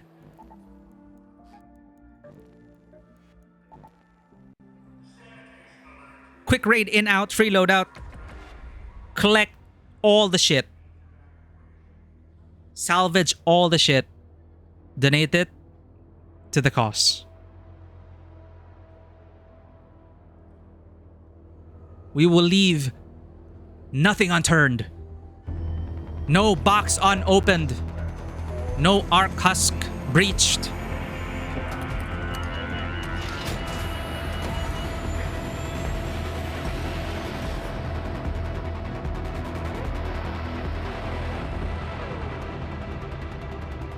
And maybe we'll make some friends along the way.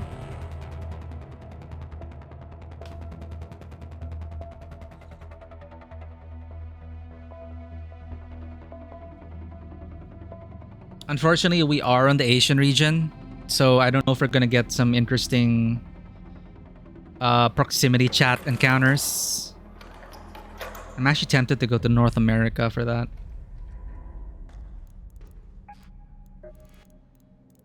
Yeti, SPDIF. Loot everything!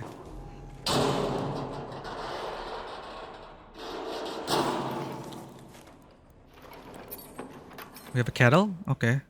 Huh? Why can't I... Hello? Why is it individually... Huh? Shift quick move. What? What did they change this, chat?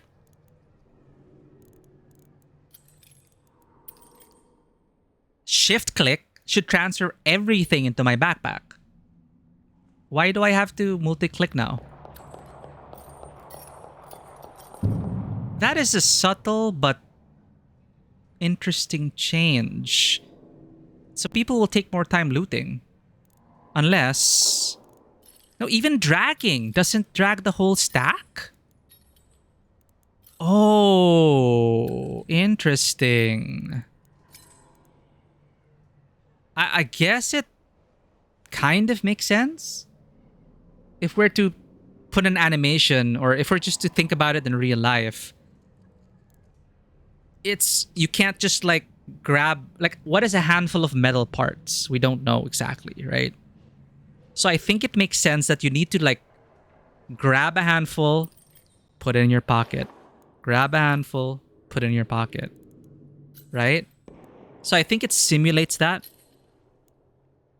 But this used to be just instant transfer. It's so freaking weird.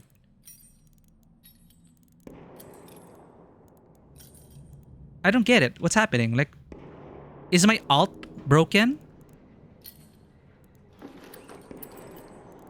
Wait, shift clicking. Oh, never mind, chat. My keyboard was messed up. For some reason, it was holding alt. Forget everything that I said in the last minute. That is freaking weird. My keyboard was just being annoying. Nothing's changed. Nothing's changed. But it would have been an interesting change.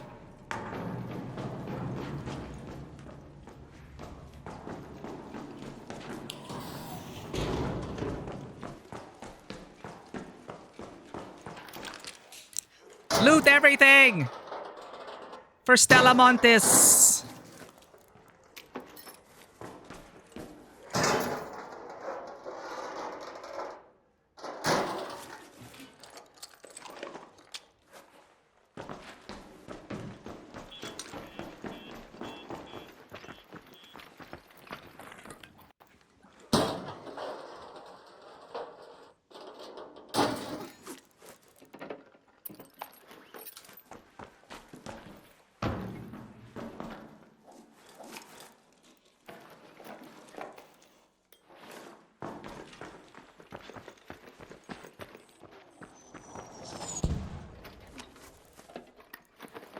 What are my dailies?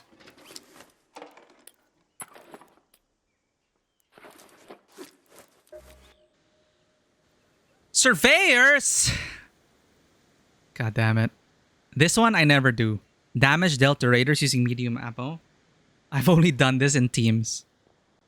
Supply drops requested.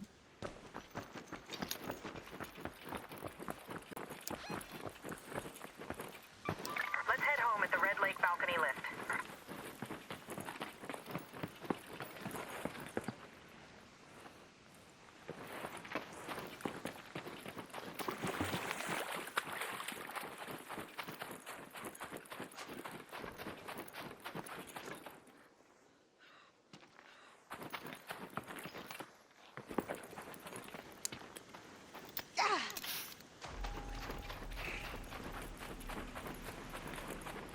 Alright, there are a bunch of husks here.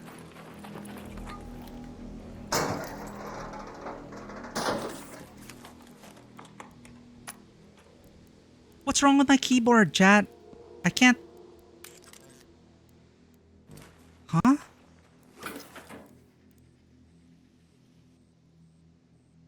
I'm an idiot. I don't have inventory space. What is going on with me today?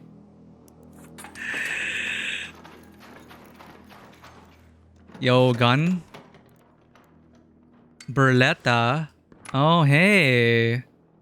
Shit, but I'm here to loot. God damn it. I also need simple gun parts.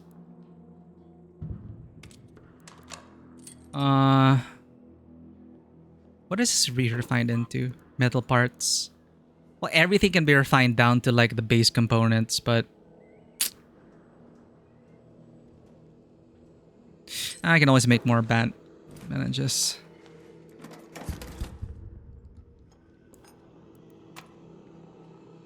All right.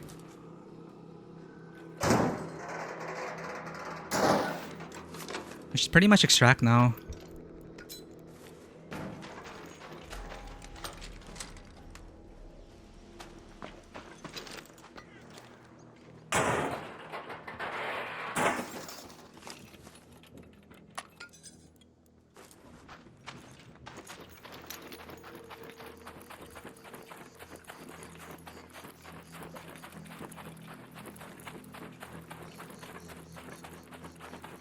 Oh, perfect. I can finish my daily. No, I thought that was a supply drop request.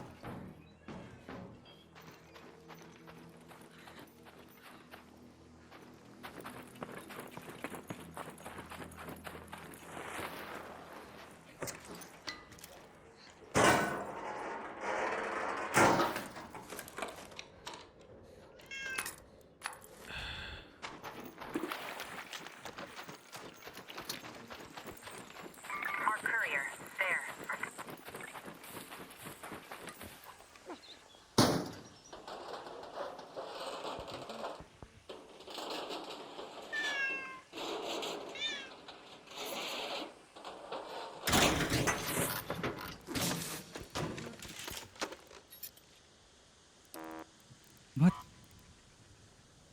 Actually, if we're here to just collect base parts, I should salvage everything.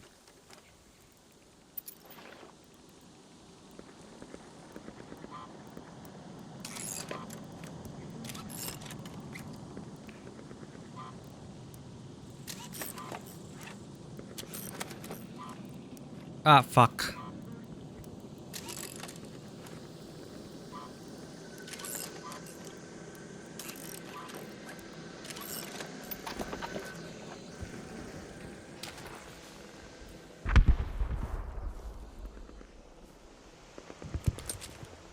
I think they're fighting at the extract. Okay, I can't, like, we only have so much inventory. I need to focus on the mission. Collect basic materials. I'll just take everything. Like, I think I have enough supplies already if I want to build out some loadouts when I play with groups. But for now, we're just gonna dismantle everything and give it to Stellamonte's project.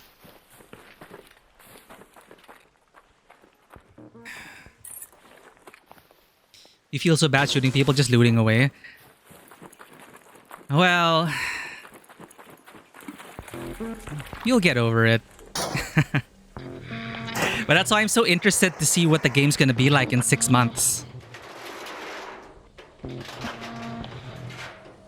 Everyone's saying it's just gonna be a toxic PvP sweatfest.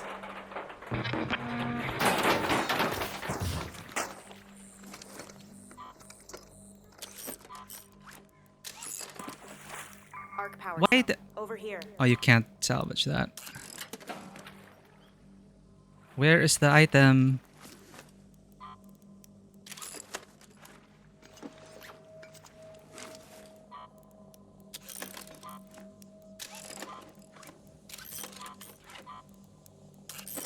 We should probably do this somewhere hidden. I'll let that person loot.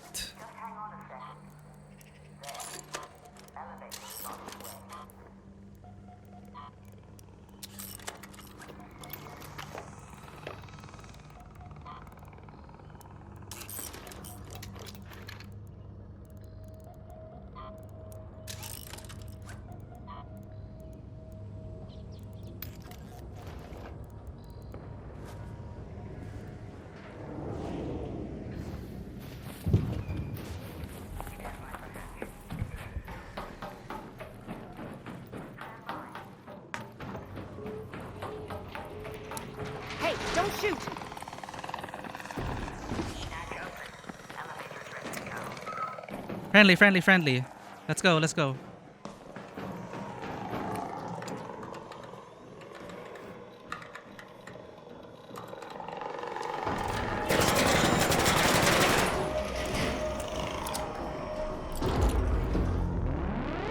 Would you count that as a friend, chat? Do we add 8? Do we add 1 to the friends?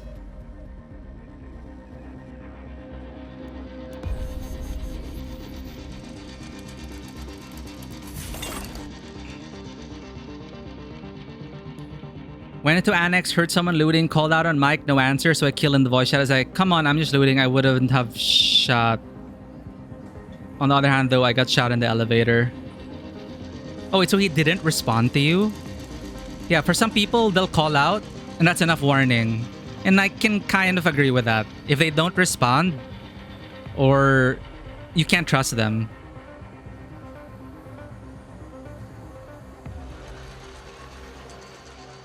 You got shot in the elevator. While it was closing, that's the worst.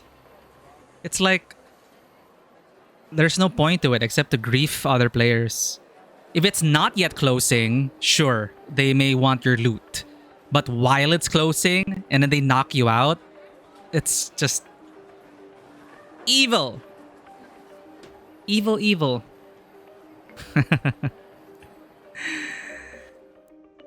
All right, you know, let's keep the counter going. As long as they don't shoot me, I will add it to friends. This is 60 hours into the game, 2 weeks since release. Asia region. These are the current statistics on me. Well, I've met way more friends. This counter was from our day 1 stream. We'll see. You never run straight in after someone. I wait until the doors close, then roll in. Yeah. I have bad habits to unlearn. Like if you're gonna call out don't shoot and reveal yourself, or through voice chat, or don't shoot, that already puts you at a disadvantage. You may as well be hidden and in cover, right? But for me, I just like walk up, hi, don't shoot. Sometimes I just get shot. All right.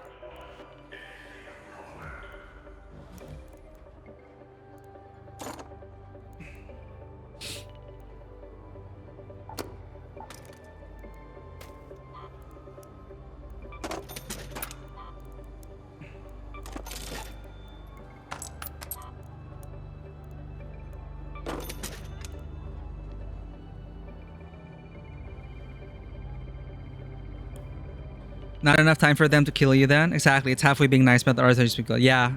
Because I'm trying to learn that as well. Like, I was really too trusting. Like, I'm still too trusting in solos. Oh shit, I sold the free... I forgot. For those who don't know, you can change a free augment. You can redeem it for a green augment. So that's why free loadouts are even more awesome.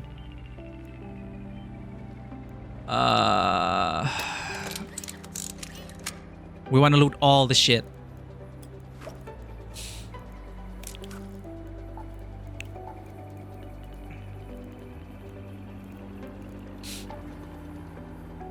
Let's go with basic ass equipment.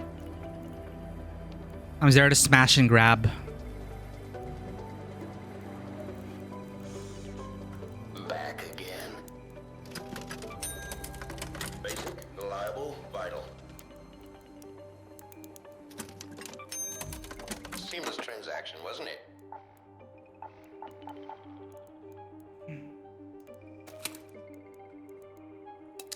Oh, I already got... See what I mean? I don't even remember what I...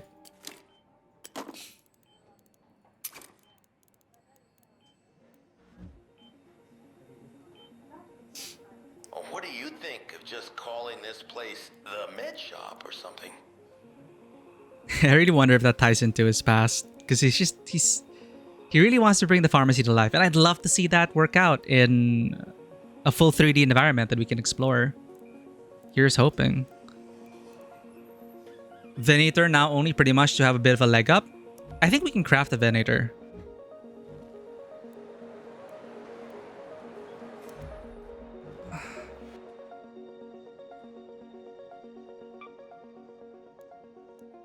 Yo, we do have it. Advanced mechanical components, medium gun parts, and magnet. Yeah, we have one in stock. I was wondering if I had the blueprint. I do have it. No need to craft, yeah. I was just wondering what I needed. So, advanced mechanical component. Well, right now, again, I just want to donate. I just want to donate to this. Let's go.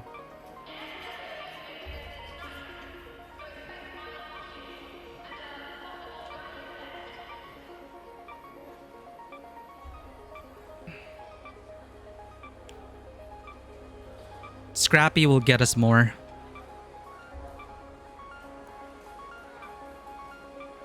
Can I just hold E? Nope.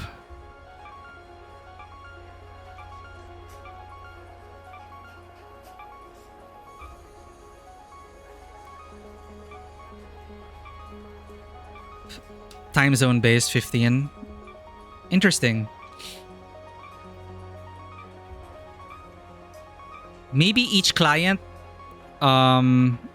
fetches the data at different intervals.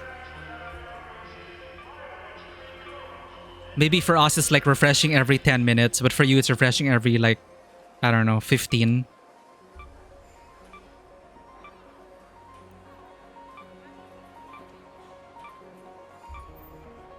Okay, okay.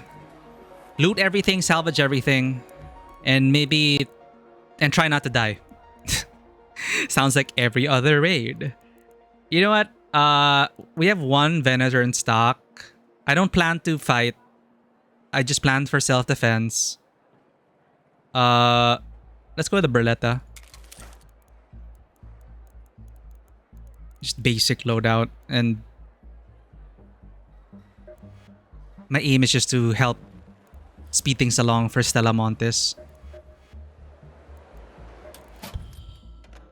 I've got what works. 50.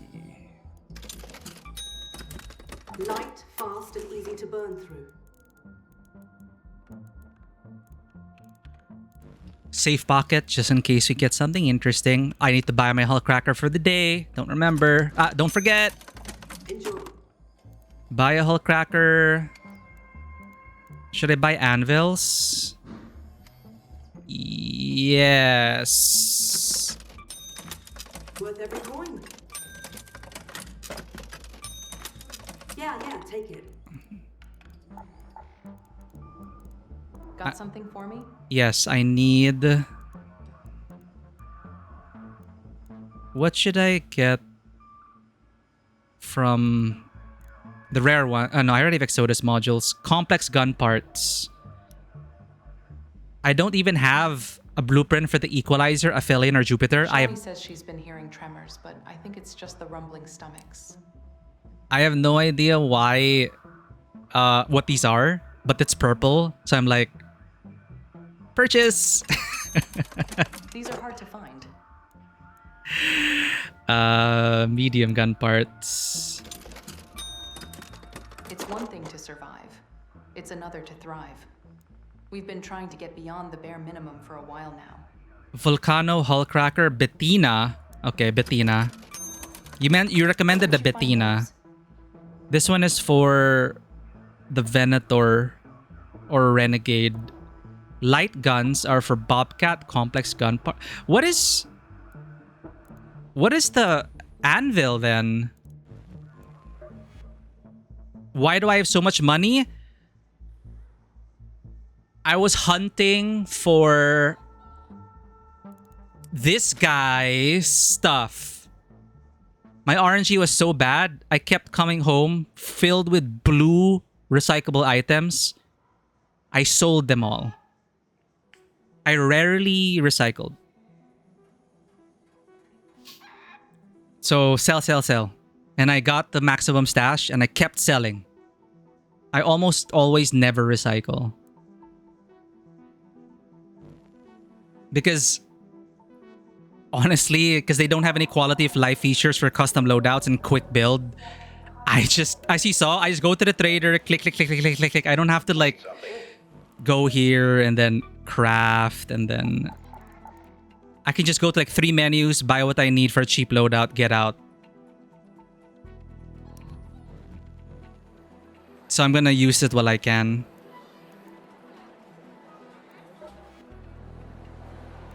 Yeah, that's why I don't have much to craft.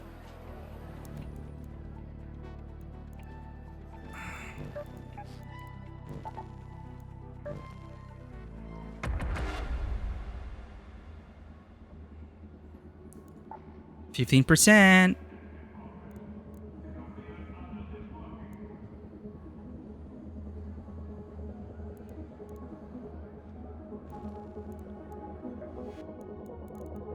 What do I need?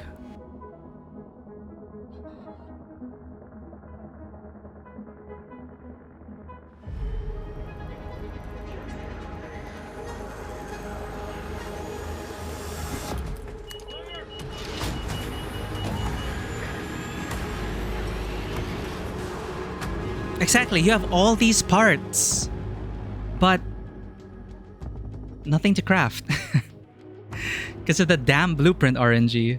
And if we decide to reset, then it's another crapshoot. I was so lucky to get an anvil blueprint. It's one of my first blueprints.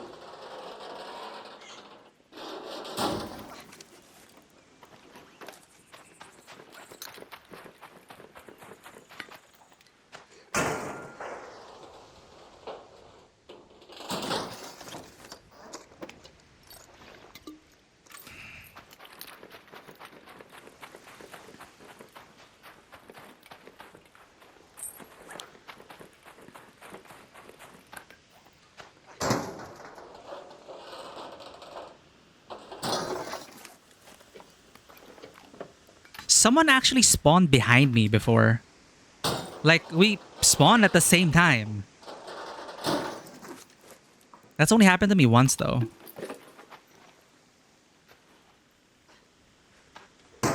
What I'm kind of annoyed by is the finicky collision for the... Like, sometimes it happens when I loot drones.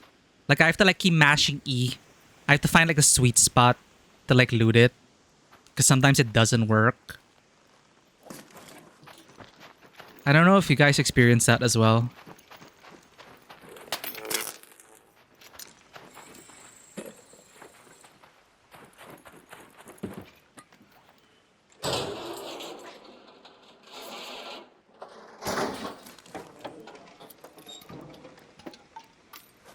Oh wow, we're full up already.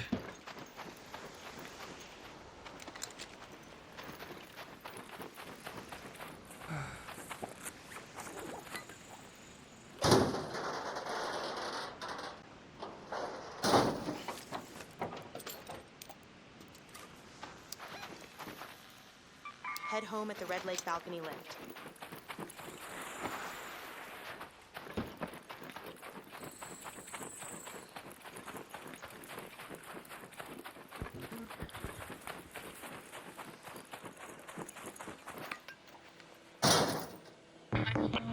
I think it's gonna track. I hear a drone in the distance. Yep. Snitch.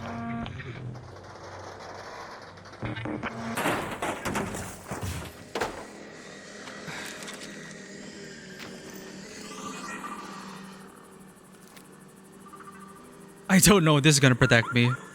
Fuck it.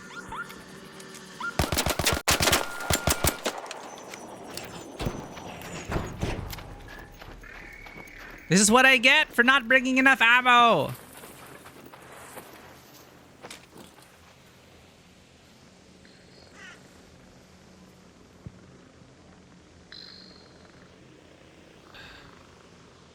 The worst part is that they drop hornets. A couple of wasps, I'll be fine. Okay, I hear one wasp.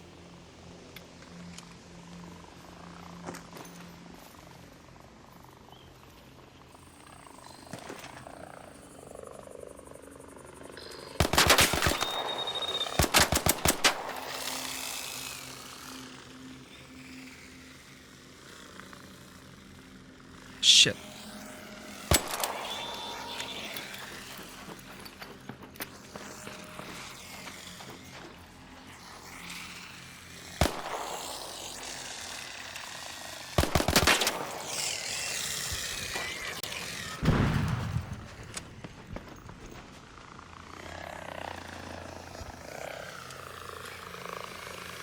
Oh, what the fuck? There's a wasp?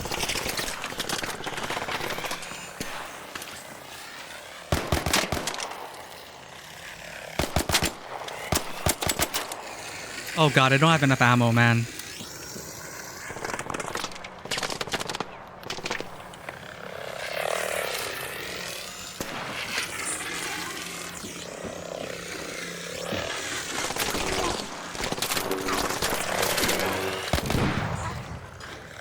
Where's the wasp I downed? Ow!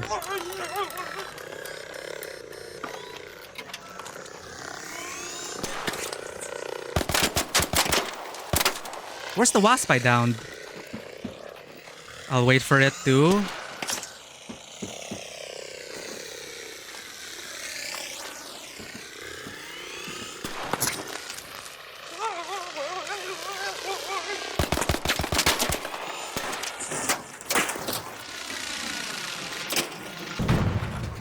Oh, that's such a hassle.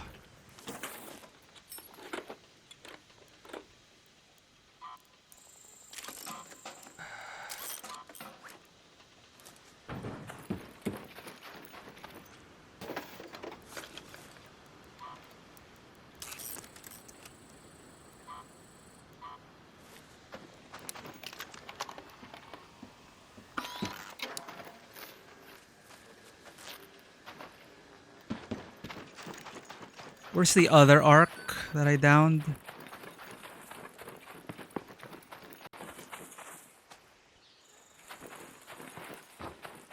Ah.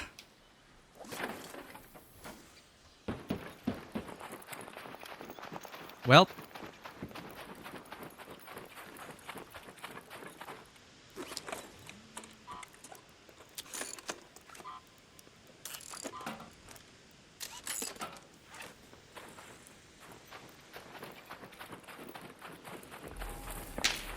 Oh, come on. Someone's shooting me on sight.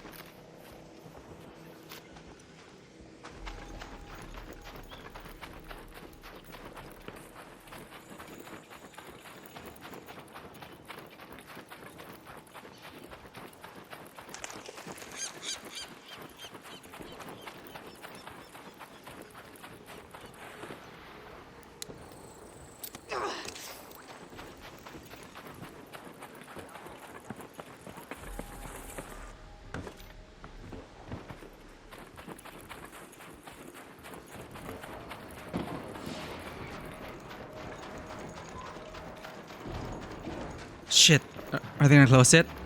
Hold the elevator! Oh, crud.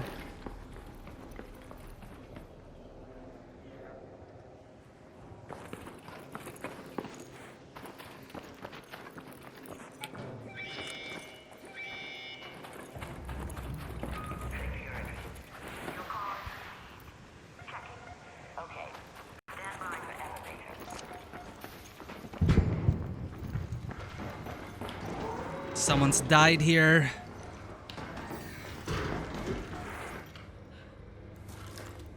Shit, fully looted as well.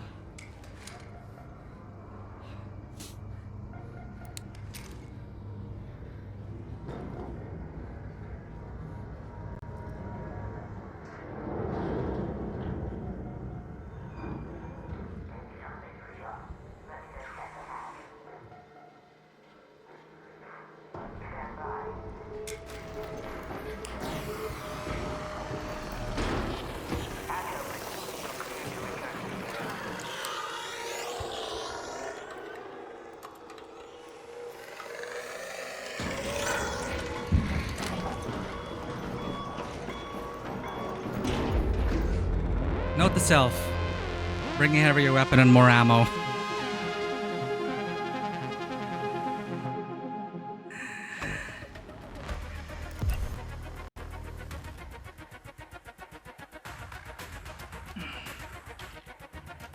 I'm not gonna count that as an enemy because I'm not sure if it was just a pot shot or not. We're at 16% now.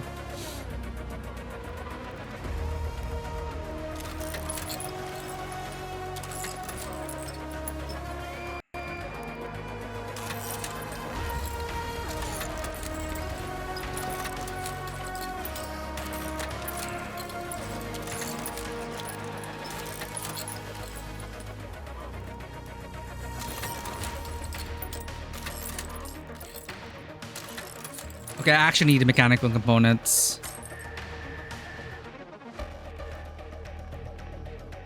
And advanced mechanical components. Do I have enough motors?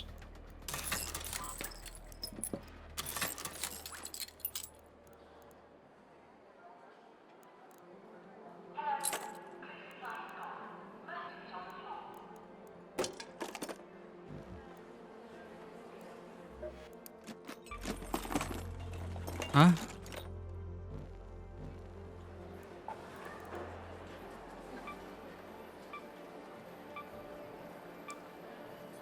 Decent haul.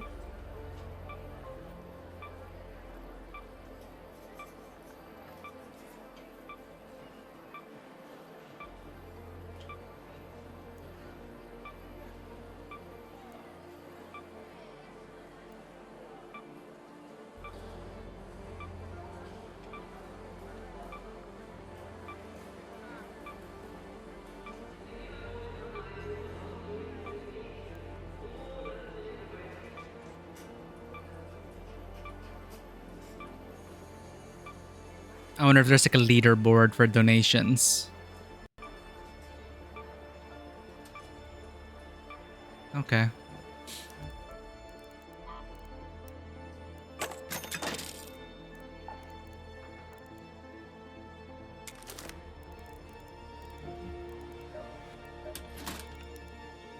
No such thing as too many guns. 222. 222. Always a pleasure. 2. Need to wrap up an injury? 2. 2. Done and dusted. Okay, let's go again. Matriarch. Well, shit. Her children seem hell-bent on keeping her from harm. Huh.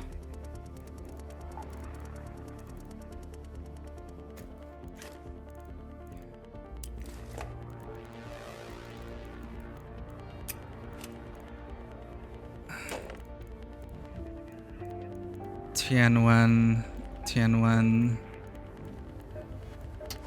4. Forgot something? Fine. Medium ammo. 60. Anything else?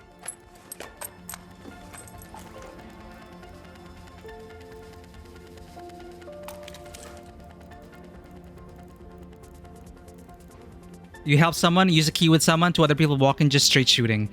Yeah, people using other people, you know. Tale as old as time. That sucks to hear, though. Find any weapons just laying around?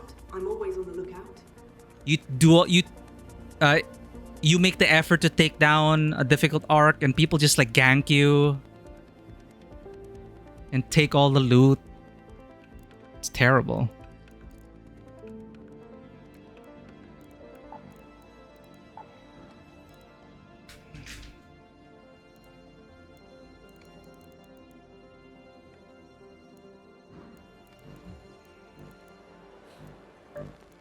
Let's check out the Matriarch, chat.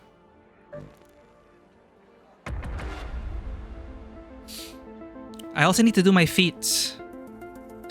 Deal damage to an Arc Surveyor. It's just an annoying feat to have. Keep an eye out for a supply drop. Most people are just assholes at heart. Well, you know, video game anonymity.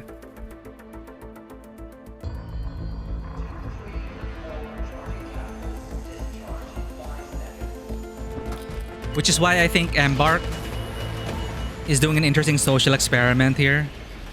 And I'm pretty sure they're studying the metrics to figure out where are they gonna like push and pull and add to. Because that's part of their theme. The first wave, everyone banded together and then people became more and more isolated in their neighborhoods. There was friction and all that. There's so much they can play on.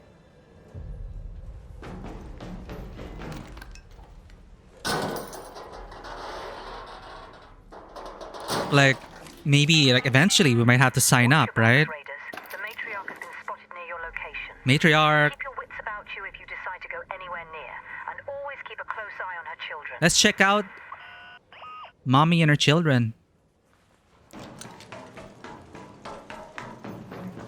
More cooperation needed with worse weapons, yeah.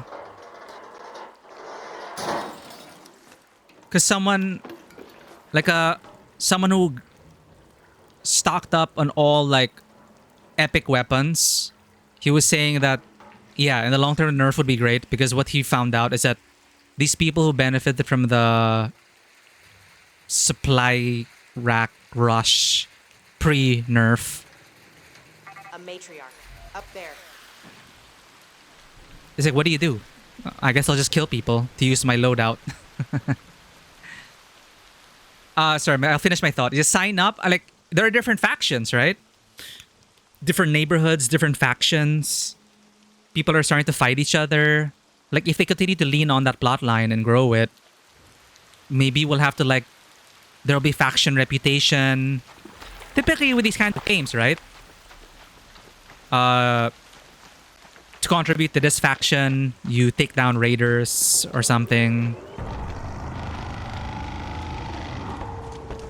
First time seeing a Matriarch, chat. Those are her children. Let's go.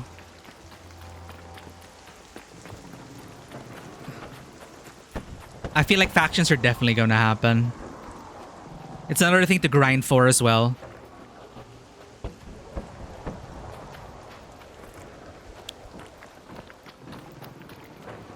I hear gunshots. Are people fighting her children? Next person we come across, let's take them to see the Matriarch.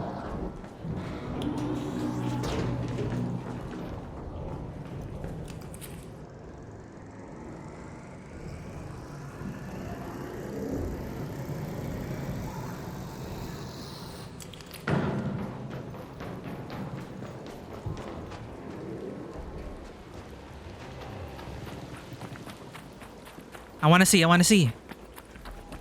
That's why I brought an Osprey. Hello?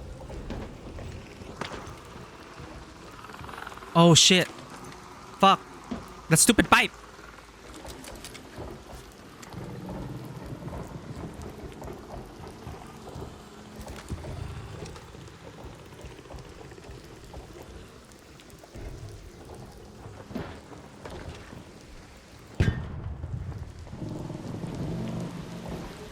Matriarch, down there. Whoa. Was this the one in the tutorial, chat? Dude, I think you're gonna need like a full team of hull breakers. So just take a screenshot.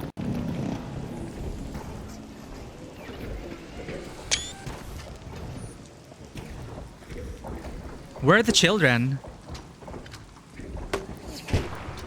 Hello, Raider!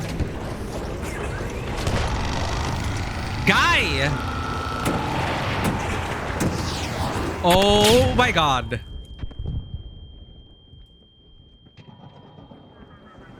Dude, I thought I was gonna go for him only.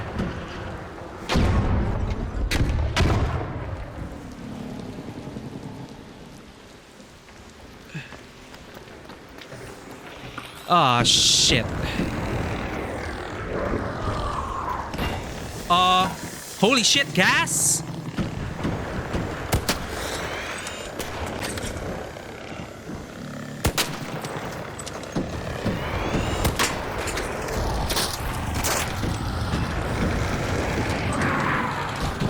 Dude, it's bombarding my last known position.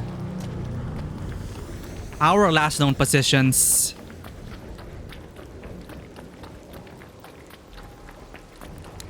Don't shoot! Where'd he go? Where'd he go? All right! Hey, are we taking... Ah! Ah, help! Thanks.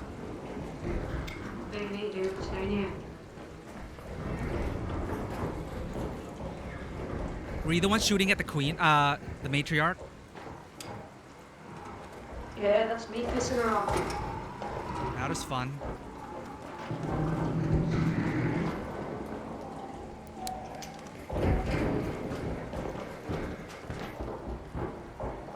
They said something about the matriarch's children.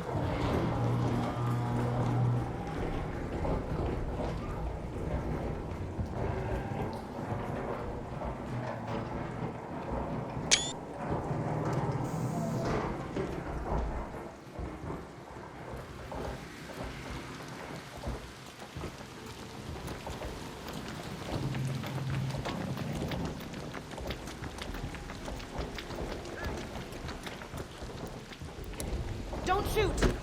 Wanna team up?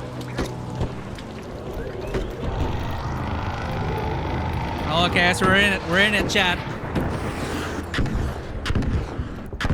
Hey there! Oh, I can contribute! Whoa! What the shit? It has shields! What the fudge? Holy shit! It has shields? Watch out!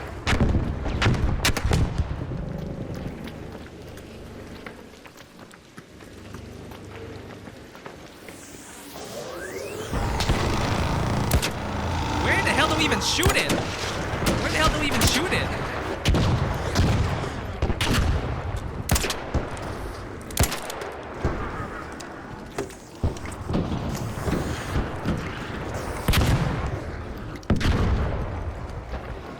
I should have brought a hull tracker.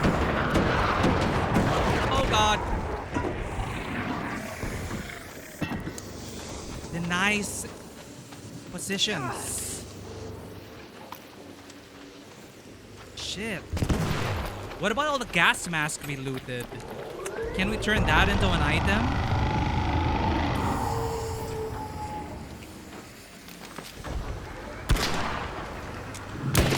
I don't even know where to shoot, chat.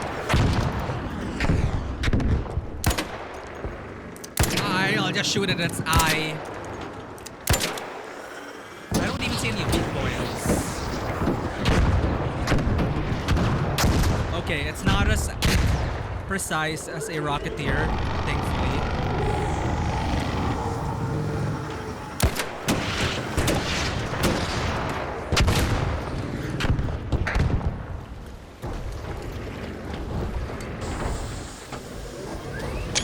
Oh, I see its core!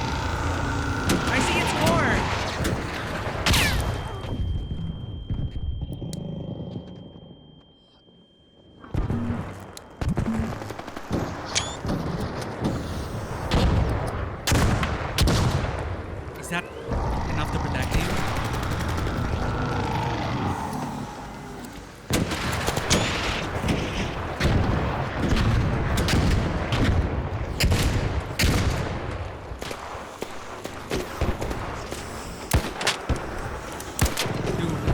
blinking at it.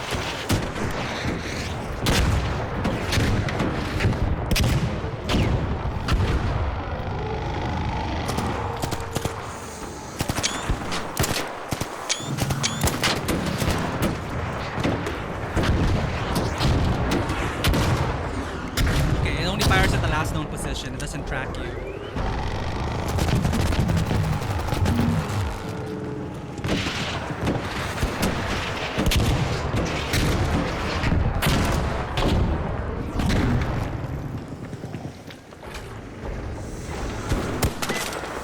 Come on. We're dealing damage to it. We're dealing damage to it.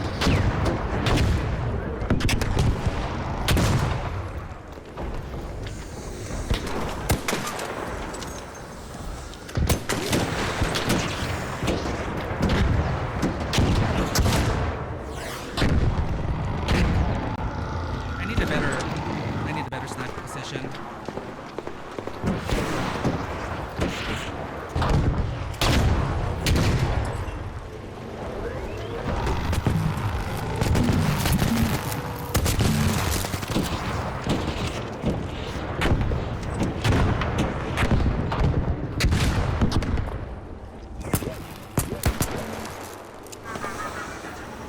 Okay, can't take it.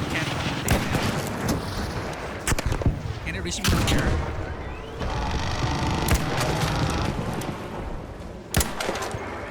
Got it. Damaging it. Oh, it's meant to attack multiple.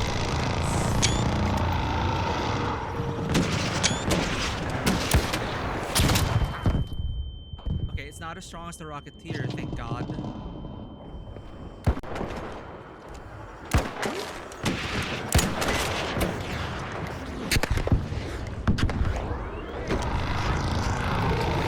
Hey, wanna team up?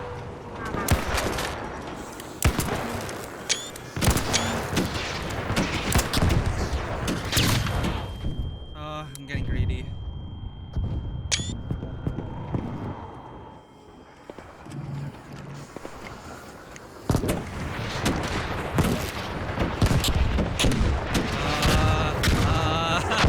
Shit.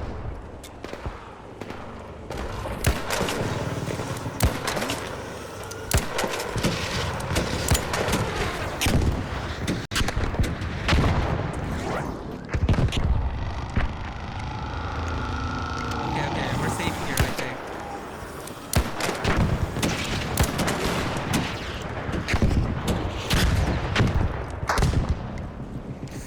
You have to keep at it.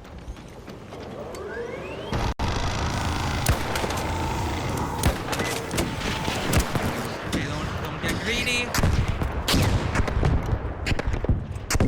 Pop off a few shots, launch the rockets, dive away. Wait for its shield to come down.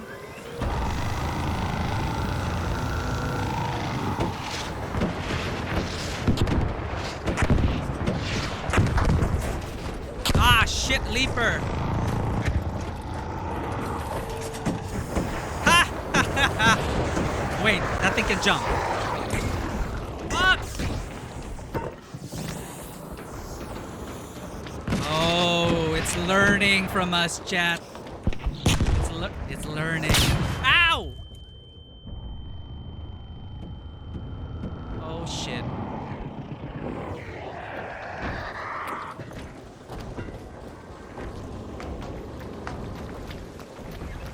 I think we almost have it.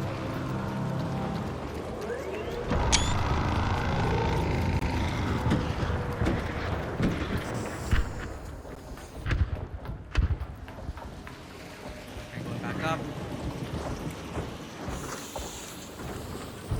Getting a lot of cool screenshots of jolly cooperation.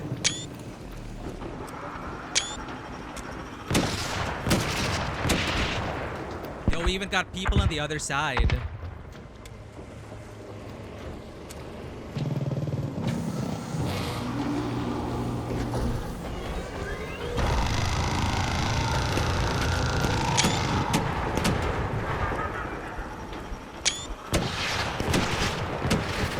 Hey, over here!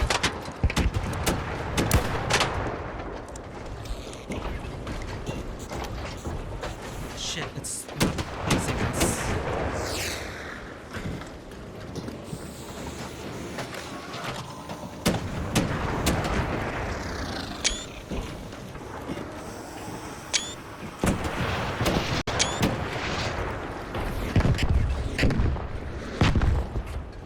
There it is.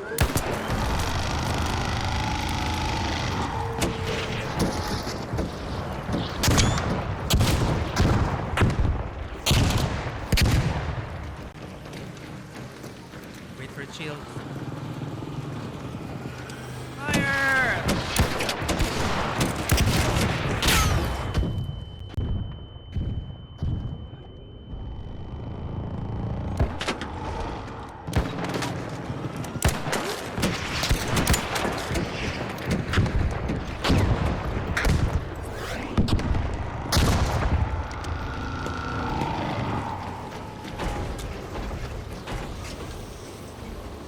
Fire!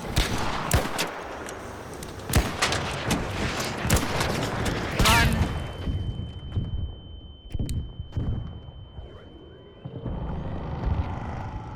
Alright, so we're just gonna keep peeking like this.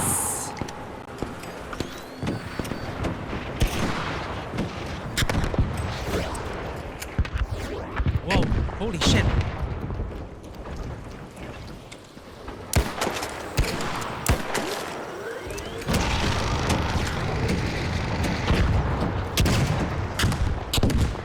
Whoa, whoa, holy shit.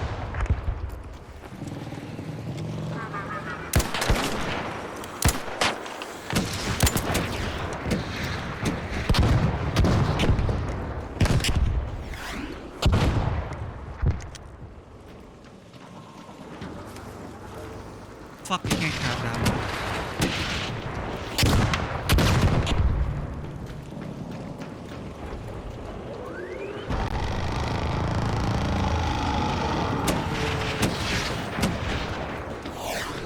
We're gonna need a server full of ammo. Yo, we got someone with a wolf pack?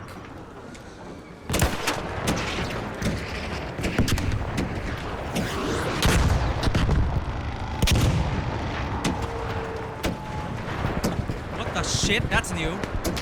Okay, that's new. Ah! Her children! Fuck!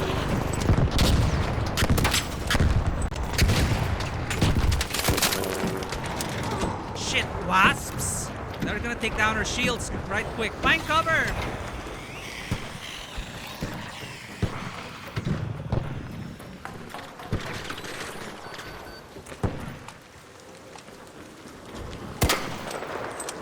I gotcha.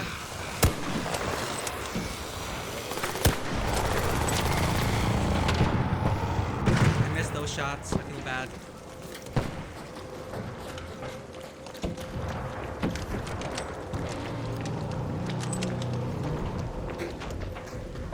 What? Ah! Flashback! I'm blind! Sweet liberty, my eyes. Rocketeer, Bastion, and a Leaper? Okay, question. Did you take it down? Oh, now it's got guns?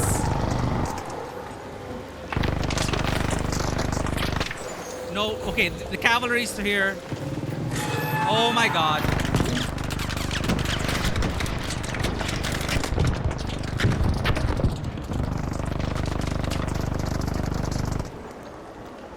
Now there's a goddamn bastion. Shit, we don't have enough ammo for this. Flashbang!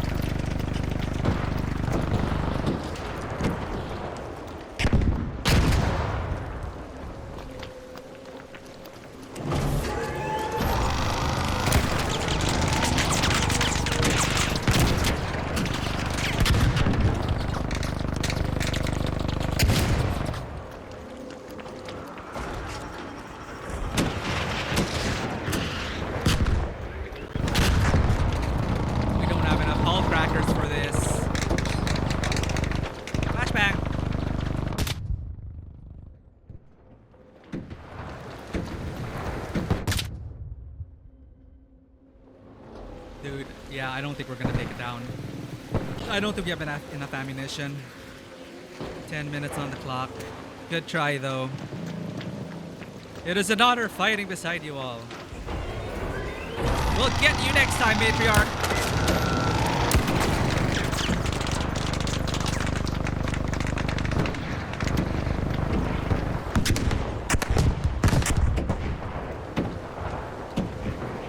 Well, you know what? We may run out of people. But bullets, we have 150 plus shots.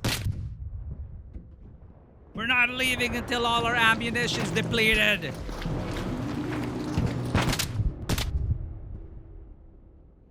Shoot everything! Orbiter is en route. Signal window is closing. You have 10 minutes to return to ground. I repeat, 10 minutes. Die!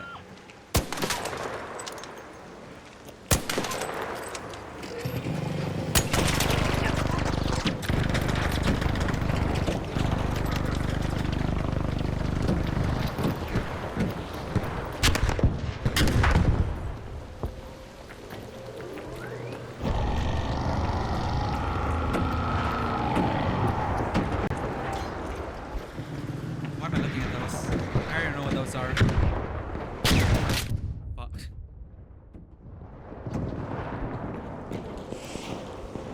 We just have to look away, right?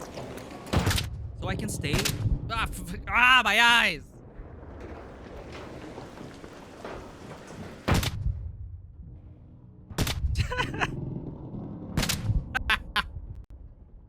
I still have bullets, you goddamn matriarch!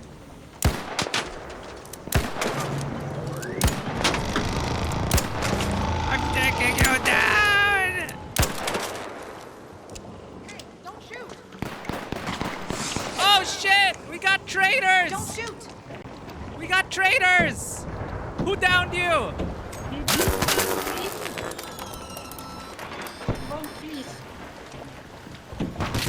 I'm gonna get revenge for you! Traitor!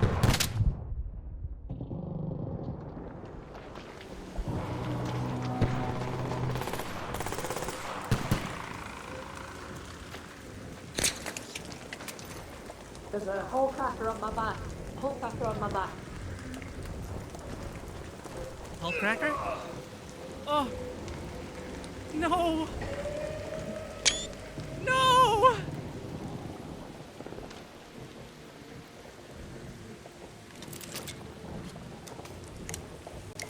Did he hear that, chat? Her last words. I have a Hull cracker on my back. That motherfucker! I don't have anything. I can't even craft. I need to get her stuff. Shield, shield, shield, shield, shield. Shotgun? No, Hull cracker. No, I don't have that. No, her shield's cracked. I need... Fuck, I need shields!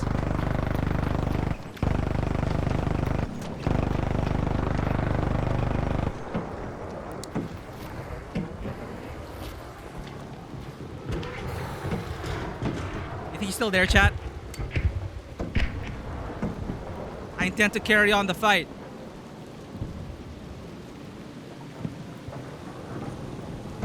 You still there, you traitor?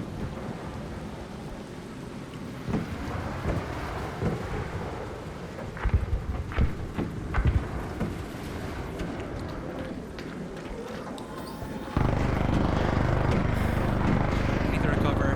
Then we're gonna take the Hull cracker. I need rubber parts. Anything. Fuck.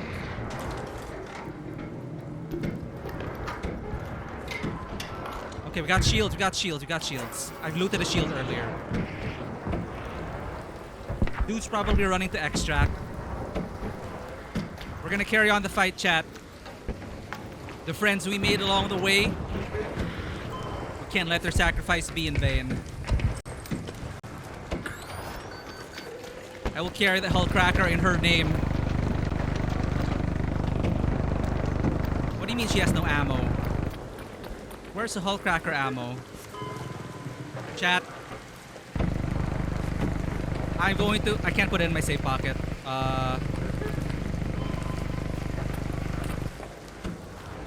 will carry on that hull cracker. Head home at the Red Lake balcony lift. We will avenge my fallen brethren.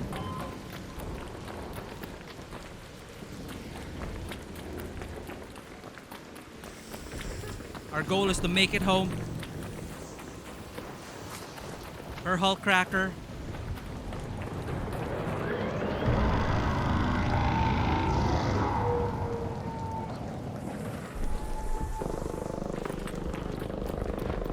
To live to fight another day. All Raiders, we have Ark on screen. 5 minutes left. Go find a way home. I repeat, 5 minutes.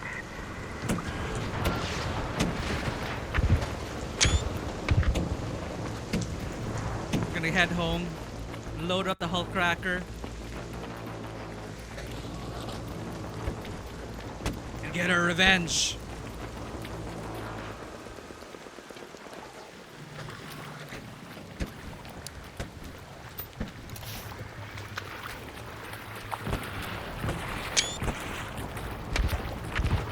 Shit.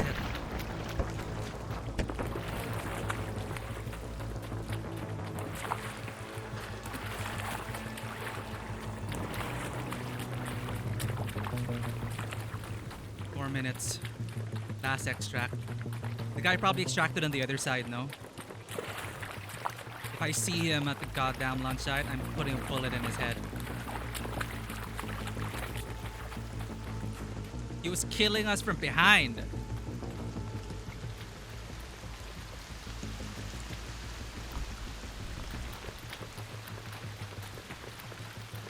This is all on footage. I don't know if... No, you can't... I can't tell. You can't tell his name. But it's gonna be in the raiders nearby. I'm gonna take a screenshot of that list. It's my RP story now. We were fighting a matriarch.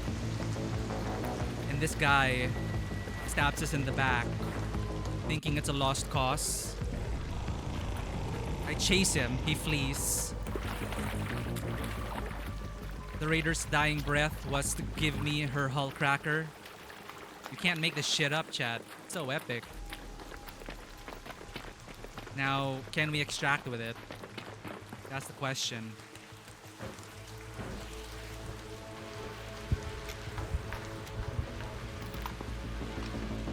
I got 6 shots. I got Osprey ammo. But that's for long range. 6 shots in the anvil.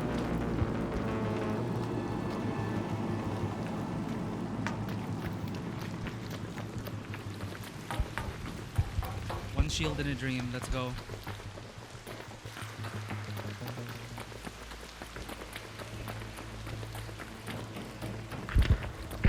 Two minutes.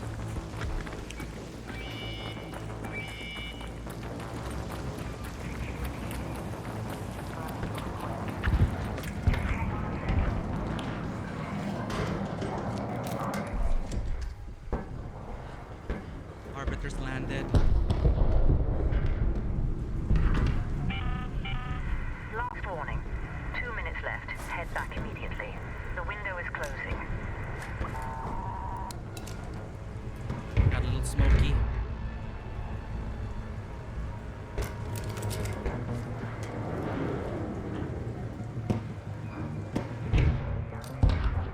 Okay. Hope the murderer isn't here.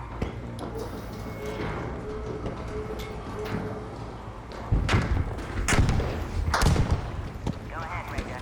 The elevator is ready. Friendly, let's get out of here. That didn't look like the guy who backstabbed us. He's in shorts. Alright. We have an RP story now.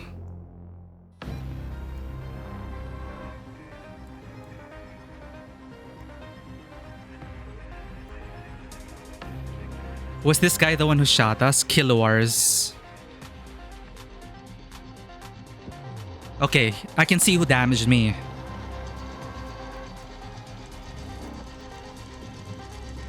Chat. That was the murderer. Chat. I could have. Oh my god, that's so tragic. He was within my grasp. Shit.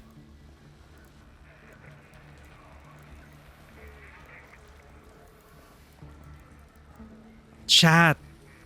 We extracted with the traitor.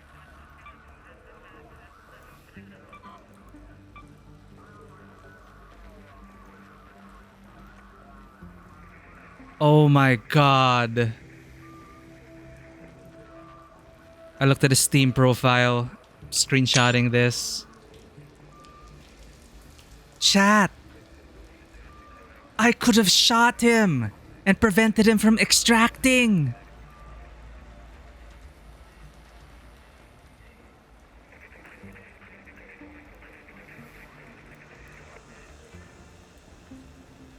Oh my god.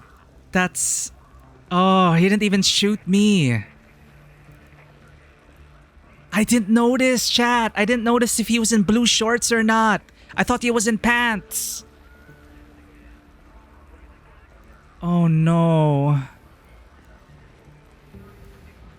Raiders nearby tardy. No, this is no denying it. Kilowar shot us. He did damage us.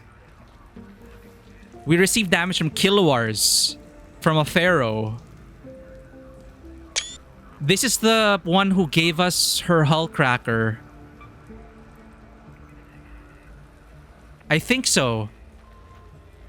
She's Japanese. Wait, no, we looted. Loot found. Where's the hull cracker?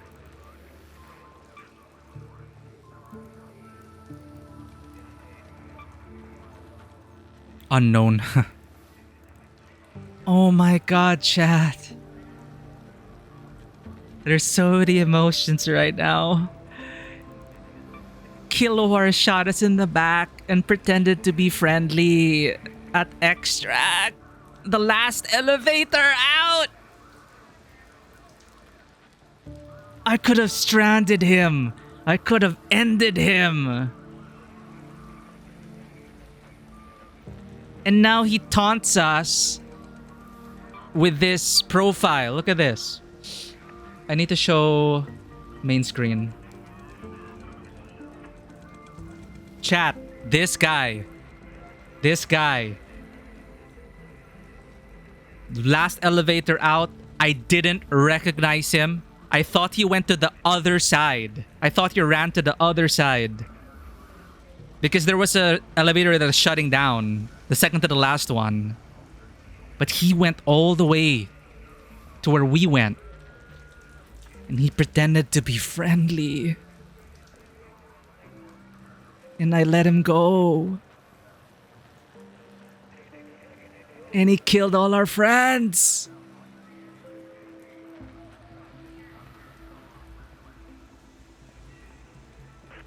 That's an awesome story. I love it. Honestly, this is my most memorable Arc Raiders session ever. And it's magical because it's day one. No one knows the capabilities of the Matriarch. Everyone was curious. And in true fashion, we just saw a microcosm of the game with a backstab and betrayal as soon as there was no hope. But, dude, who was the one? It's on voice chat, so I can find out their username. But I want to add them as a friend. Who was the one? It should show that we looted, right?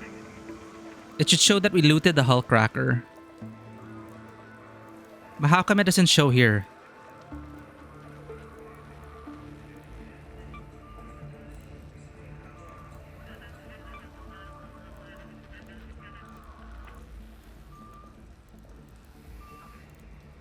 Dude, and I tagged him with my anvil.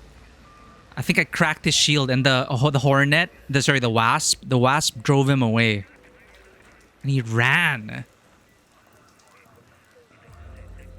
And he was here. In the last elevator with us. I can't repeat it enough. It's so...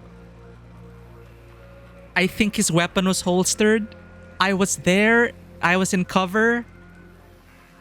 I had my anvil. I could have just shot him as he approached.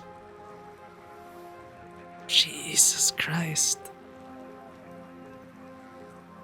But I think that actually makes the story even better. In one session, so much just happened.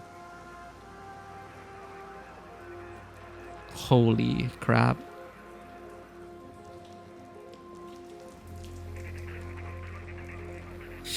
And I'll remember this forever.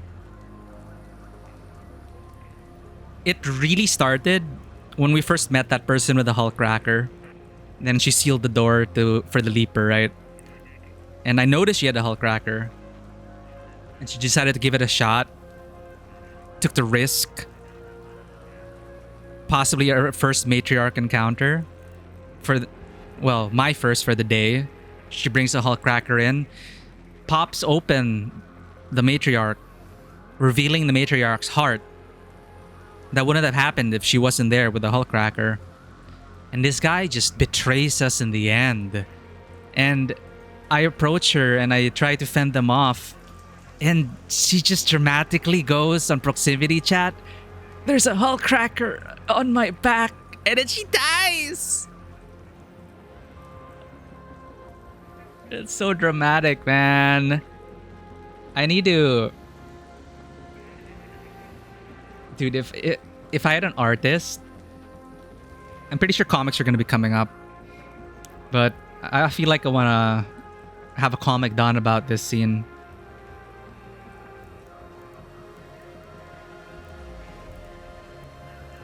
I need the info though. We met a raider. It is all here. Dude, this gave us peace of mind. I looted this shield. Because we were looting everything, right? I was so lucky that I looted a full shield. It was a guarantee against that guy. But he didn't. Like, that guy could have stabbed me in the back. I don't know if he recognized me either. But... Jesus Christ. That is so cinematic. This is my evidence. You were all witnesses. So I'm going to put that as 2 friends, 1 rival. 2 friends.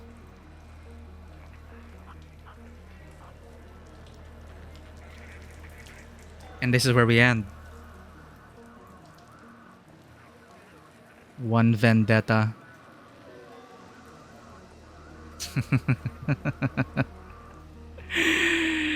So there's our statistics for our second Arc Raider stream. 10 friendlies, 5 enemies, 1 vendetta. I think that's what we're gonna call it, chat. I don't think anything today can top that run. I just can't get over the fact that her dying words were, "There's a Hulk cracker," and I'm like, "What? What? A Hulk cracker on my back?" Oh my god.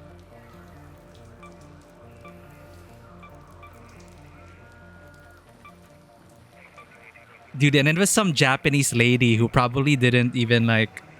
But her English was good. Or was she using that voice to... No, it doesn't translate. It just changes... Was she using the AI voice? I couldn't tell.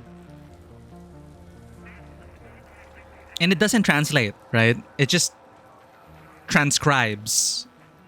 It just text-to-speech, essentially. But why isn't there info for the Hulk cracker?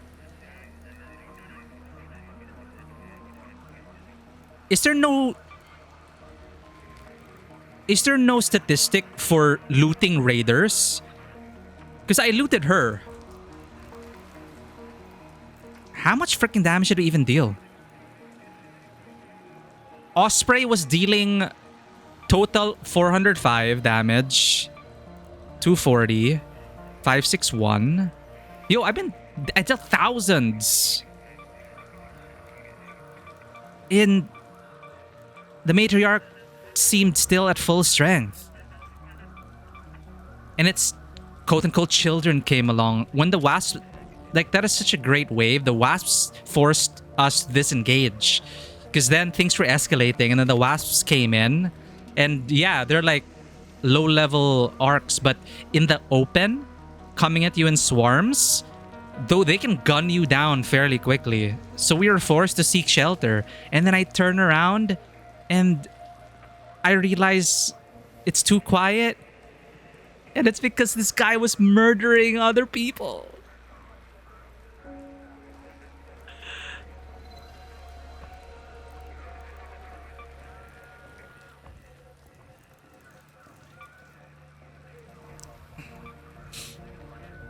Dude. He went like this way. Like he like exited and maybe ran down here.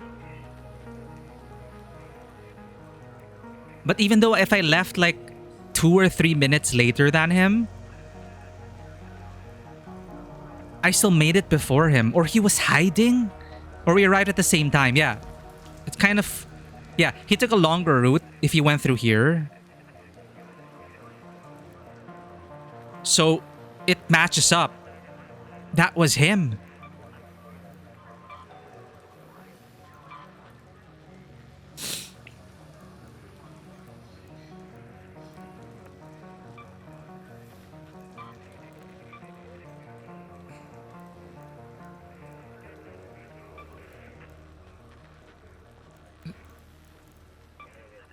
So, received damage, kilowars, he shot me. Trying to visualize this, so...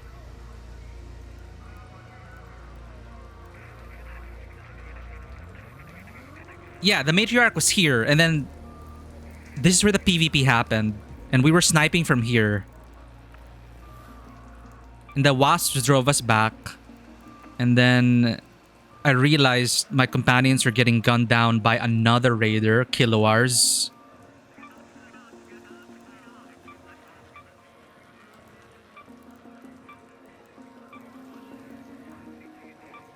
Received damage for the Matriarch. There were 2 other raiders. It doesn't list the third person.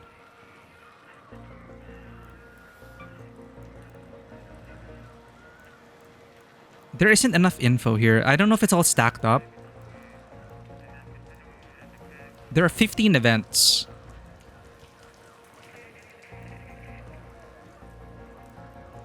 I think that's all we're gonna get. I feel like I just needed a name to give to our hull cracker. Kilowars, he's on my... Of course, you can't tell player names, right? But if I see a guy in blue shorts again, and if he doesn't change his outfit, I'm gonna hunt him down in Speranza, or I'm gonna look out for people with blue shorts on the surface. And I don't know if he has voice chat, but I'm gonna ask him, hey, are you Kilowars? Like, I hope he doesn't change his glam. Like, maybe I'll play some rounds off stream. If I encounter someone in blue shorts, I'm gonna ask, chat. I'm gonna ask, are you Kilowars? If he responds, yes, I'll shoot him in the face. I will guarantee that. I already told you, I never shoot first. But if I find Kilowars on the surface, chat, I am going to exact my vengeance. I am going to bring justice to our ragtag group of raiders.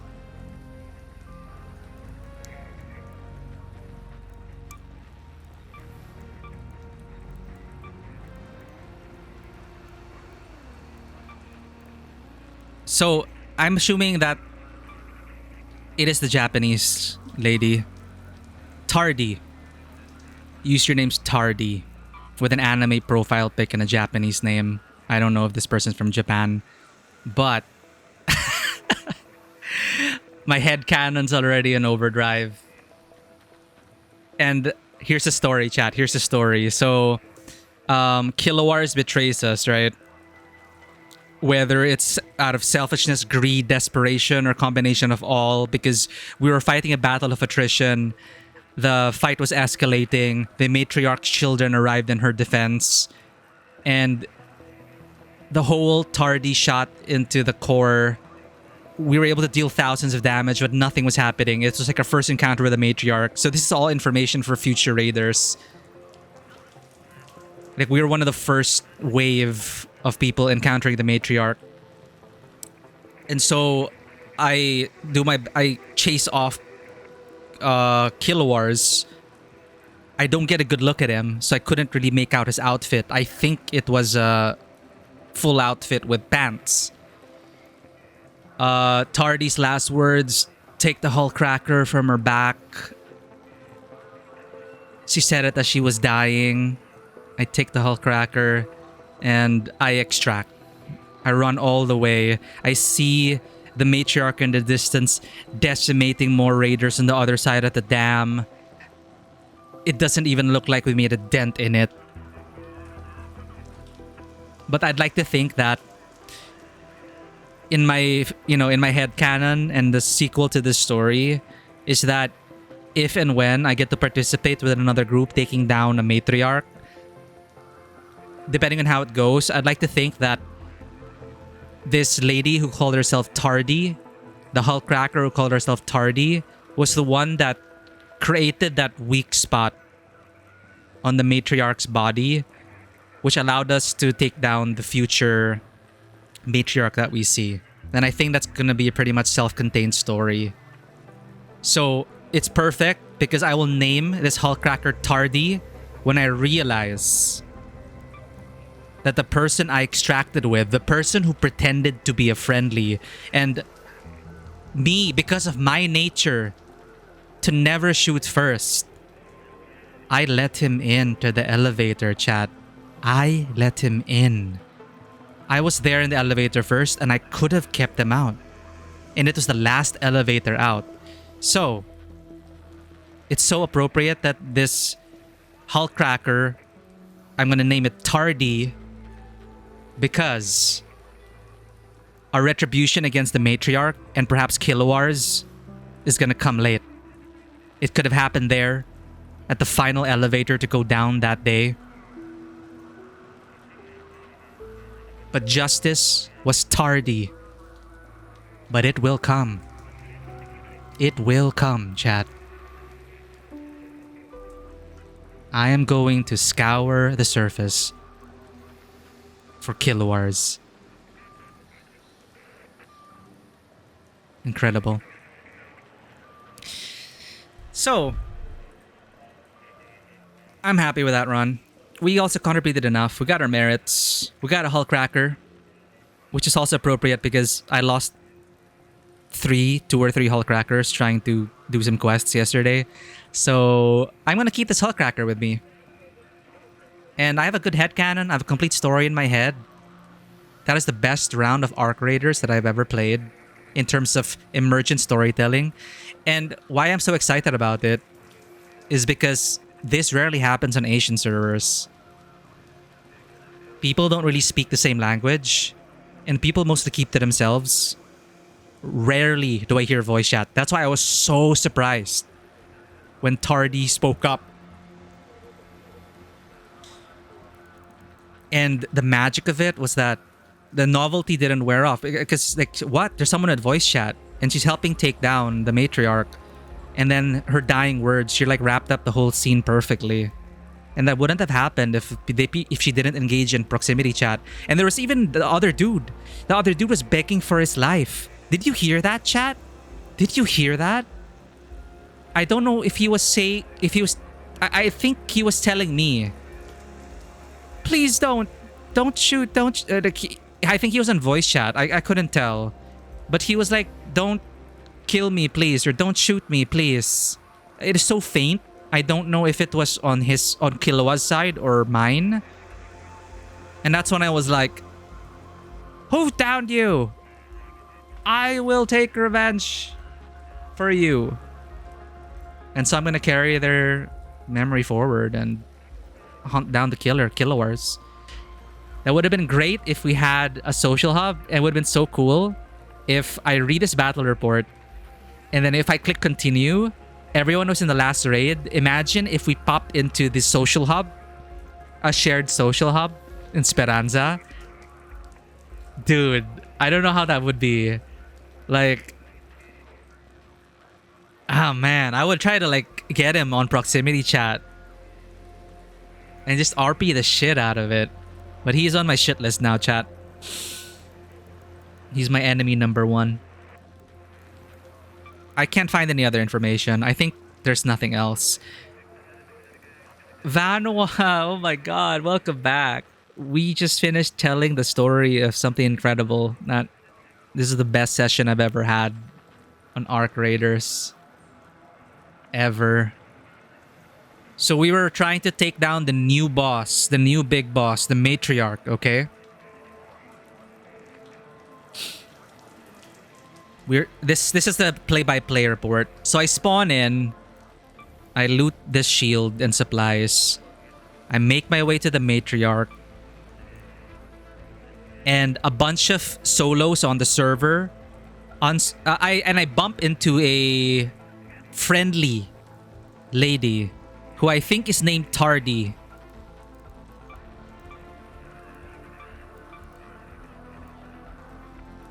Tardy, I think. And basically I get into cover because the Leaper's after me. She closes the door behind me and it's confirmed she's friendly. And I notice she has a hull cracker, which is a special weapon that only works on Arc, the robots, the drones. It only works on Arc enemies. And it's meant to pierce through the armor, hence Hullbreaker. So she came here expecting to try and pop the Matriarch. So once the Leaper goes away, we exit, we get eyes on the Matriarch, and she, without fear, starts popping off with her hull cracker. Just thunk, thunk, thunk, grenade launcher, trying to pierce a hole into this giant mecha crab Matriarch thing. 2 or 3 more people join in, attracted by the gunfire, curious about the prospect of encountering the Matriarch for the first time, maybe. And we all band together trying to chip it down, chip away its armor, take it down. And we learn its movements, we learn its patterns, but we are not making a dent. It is still standing. And eventually, the Matriarch starts sending in reinforcements against us. Drones, bastions. The Leaper came back. There was like, we were losing hope. And I noticed the time was running out because we only have a limited time on the surface. So people were starting to leave because they didn't think it was worth it. We weren't taking it down. And then they wanted to move to extract, I assume. But I stayed behind because I still had ammunition.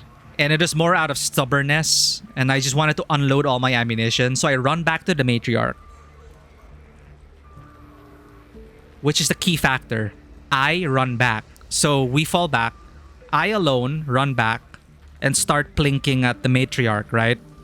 And I notice that it's too quiet. And I just assume everyone just went home. I turn around to seek cover. And what do I find? 2 of my new allies.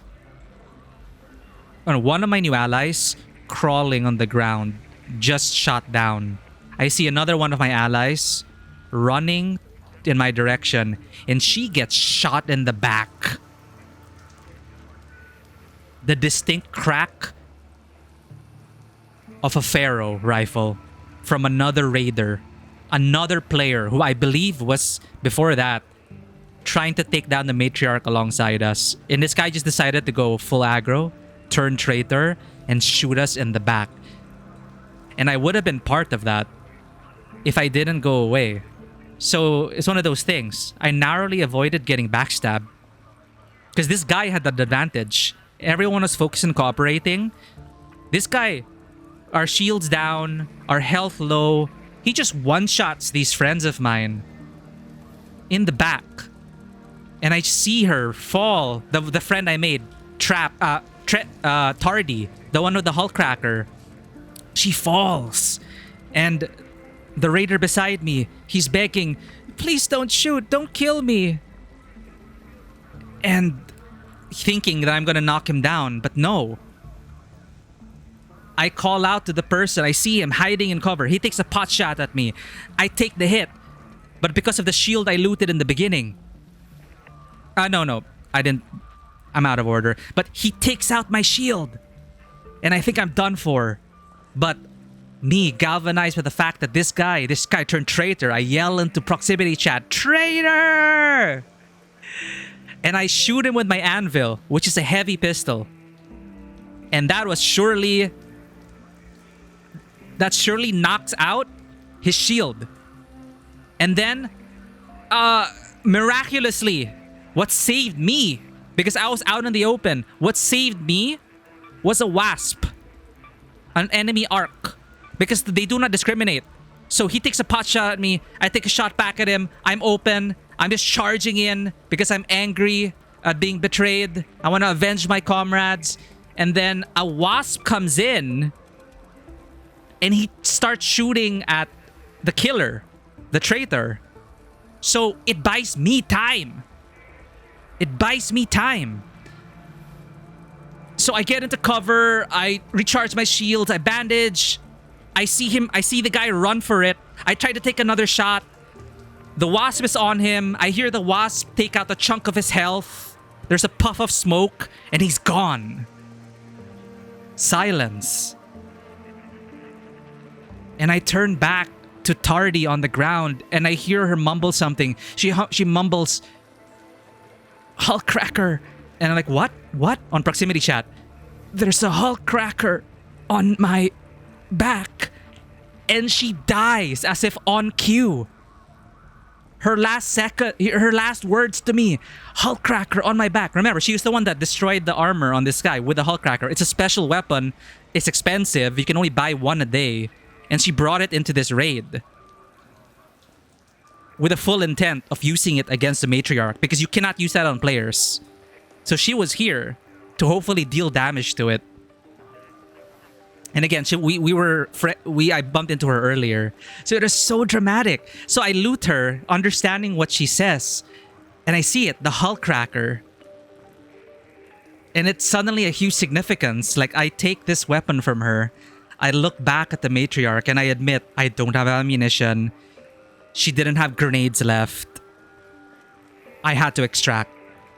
I had to retreat. I was alone.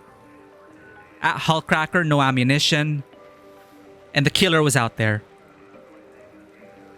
So I extract. I take the long way around. In the distance, on top of the dam, the Matriarch dominating over her domain, still firing at other raiders who are coming in. I see a flare, 1 flare, 2 flare pop up, meaning raiders were being downed. And I vow to take revenge on it. And that piece of armor which was torn away, which revealed the heart of the Matriarch and its weak spot, that was because of Tardy, the girl with the Hulk cracker. And she gave me her weapon to continue the fight. So I extract. Now here's the thing. The story's not over, chat. I get to the elevator. It is the last one going underground. The last one. Music. Swelling. Tension. Building. We get the warning. Arbiter is en route. The big bad. About to land and, I don't know, destroy us. I take the last elevator and I hear shuffling, footsteps. I turn to see another raider. My philosophy in solos, I never shoot first. I only defend myself. I call out on voice chat, hey, friendly, let's get out of here. The man doesn't respond.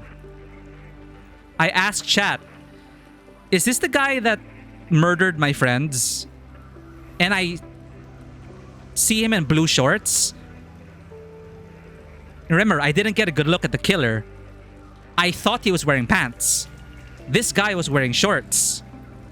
So I'm like, all right, he could have shot me, but he didn't. He didn't respond on voice chat, whatever. It's Asia. And we're all good. We're extracting. It's the last elevator down, the final elevator down. If you miss this, that's it. You're stuck. And I think he's just some guy in blue shorts. I extract. I check the information. I check him. His name was Kilowars. Cool. I look at the information of the man who shot me.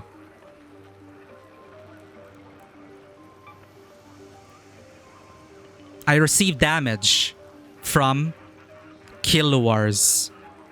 From a pharaoh.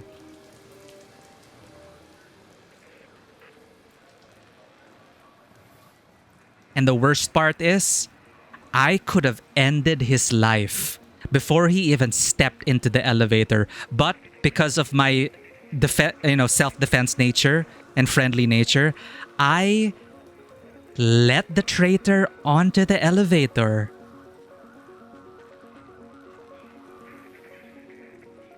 I had a heavy revolver in my hand, and I could have ended his life before he made it in.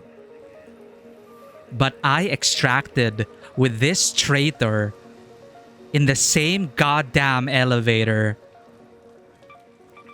And I have a vendetta for life now, chat.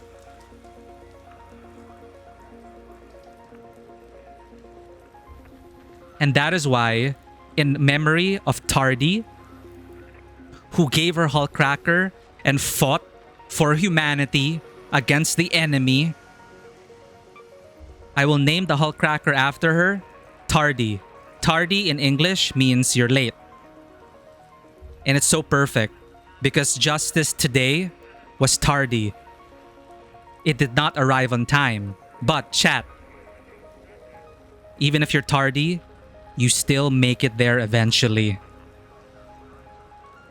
So now my headcanon sequel to this story is that my character is on the lookout for a raider called Kilowars, who calls himself Kilowars. And we know that structurally, the underground is separated into isolated neighborhoods. Factions are growing. People are increasingly becoming divided and isolated. So it's not... So it could have been like story-wise, cinematically, I let this guy go. He's pretending to be a friend. And it's only later on that I realized, looking at the records, maybe with Shani. Maybe Shani's the one who provides me this record. Because Shani's the one with the cameras and sensors, right? And then we find out through the security feeds that that was the killer. And so... But then he disappears in Speranza. And then a whole mystery... It's a whole manhunt. It's a whole story to be written and filmed and everything. And that's my character's motivation. But beyond that, though, beyond finding Kilowars and looking for him on the surface, you know, I was telling chat, I'm going to keep an eye out for anyone in blue shorts. I'm going to ask everyone in a blue short if they are Kilowars. You know, if they don't shoot me, you know, if we're friendly, if I'm able to get a conversation, if they reply in voice chat, yes, I'm Kilowars. I'm pulling out my revolver and I'm unloading all 6 shots into him. That is what I'm going to do. But again, the long game is that the dying words of our new raider friend, Tardy, gave us her Hulkcracker, but it didn't have ammunition. So now I extracted, I'm going to rearm. And then I'd like to think that eventually, when I join a raid to take down the Matriarch, I'm going to remember that encounter with Tardy. She was the one that cracked open the Matriarch. Because obviously, it's going to be a different Matriarch per round, right? But my headcanon will be that the Matriarch still had that weakness. Maybe they tried to patch it up, but perhaps it took time or whatever. But basically, in memory of Tardy, she weakened it, and because of that weak spot, we'll be able to take it down. Hopefully. And that's the sequel in my head. And then Kilowars, perhaps he'll fight alongside us again. And perhaps will I pull the trigger? Like, if we fight a matriarch again and I find out that the traitor is there, imagine that scene. Like, you know Kilowars is there, but it's all hands on deck. Everyone, like Celeste is bringing everyone together.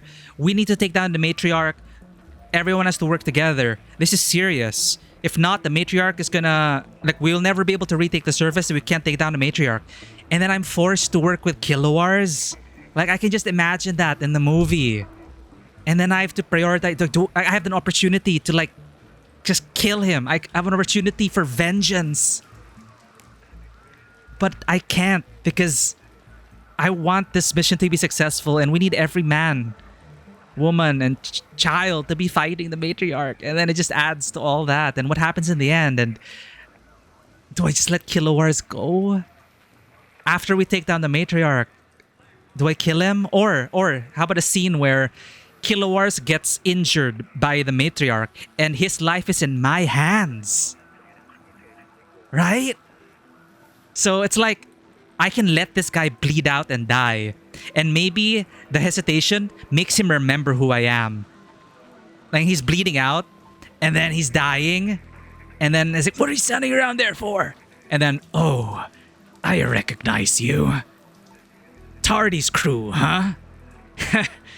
Then he starts laughing. Well, I'm sure, you know, you're gonna take your revenge now or something, right? Well, I don't regret shooting her in the back. You know, like melodrama and shit like that as it's raining. And then maybe Celeste is there looking at me, wondering what I'm gonna do. And she's telling me to, like, be the bigger person and it's not gonna bring her back.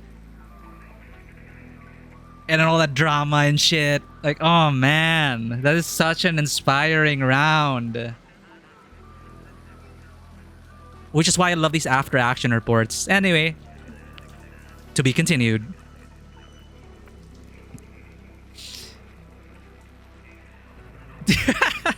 Dude, I'm leaning into it. We read the codex entries, we got invested in the lore, and now I have names to go by. Okay, tax evader. I feel like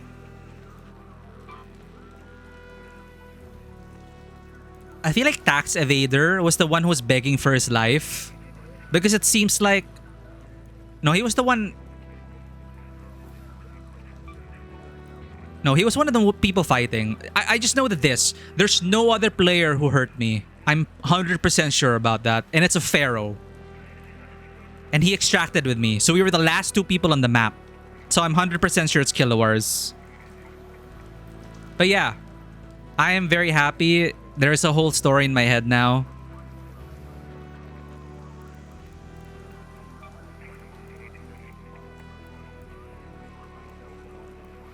I just can't tell if this was... All I can deduce it's Tardy. I'm pretty sure it's not tax evader. Well, it could be, because they also sounded Malaysian.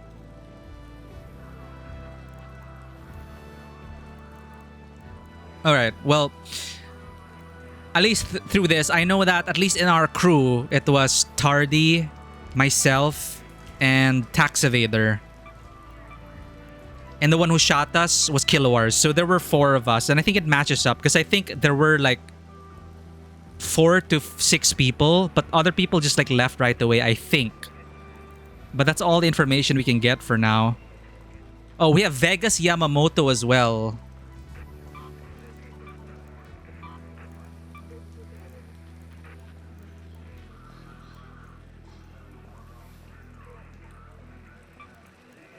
Raiders nearby. So I think one of these people were downed by the traitor. They were begging for their life. And then I ran towards him.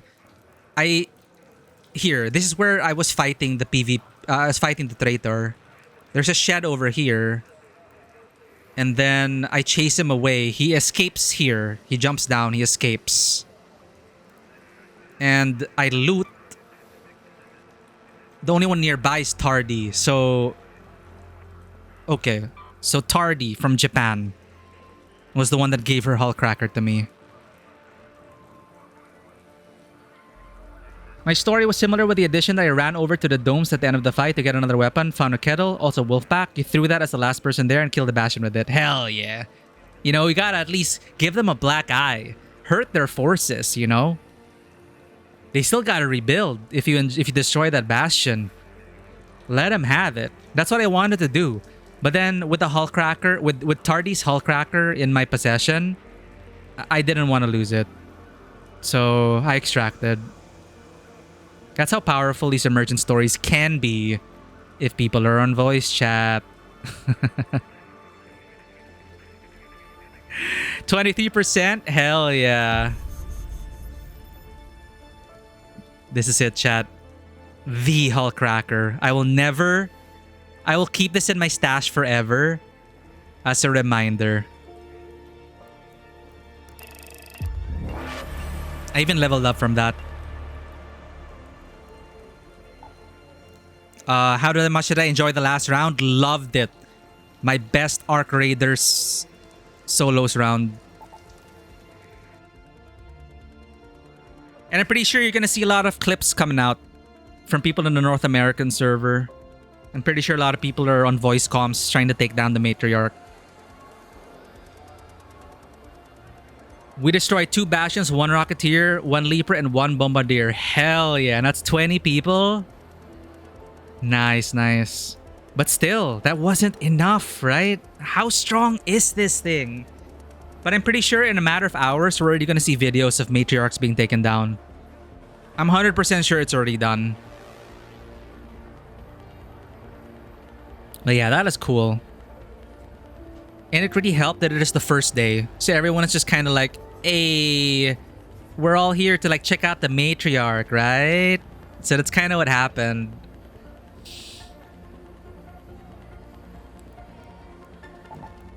It's on Spaceport now. Alright. Alright. But roleplay wise, like, the whole movie happens. It's done. So now let's go back to doing what we're doing. But that's all the time we have for today, actually. It's already like almost 6 a.m. But that is a great round to end on. Off stream, I'll probably dive into like... maybe I'll check it out on Spaceport. Maybe bring a Hullcracker. But I don't know. I still don't trust my region. Yeah, we didn't even get it smoking. I didn't see any smoke at all. The only thing exposed was like its left chest. With the view of the core.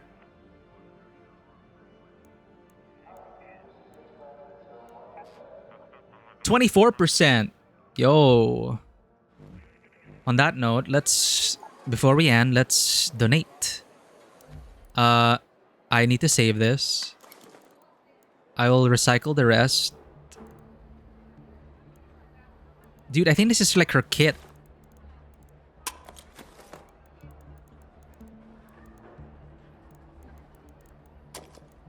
Yeah, she really didn't have Hullcracker ammo anymore. I think that's why she fell back. And then that person stabbed her in the back. Okay.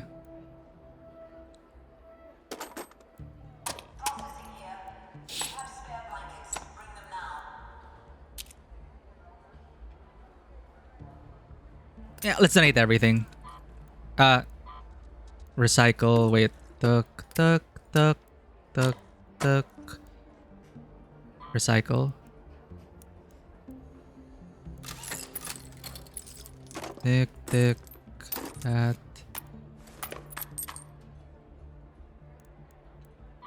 Sell. I'll figure out where to place that Hullcracker because I'm gonna mix it up with my other Hullcrackers. Okay, Tardy is 58. I just have to remember the damaged one is Tardy's Hullcracker. Okay.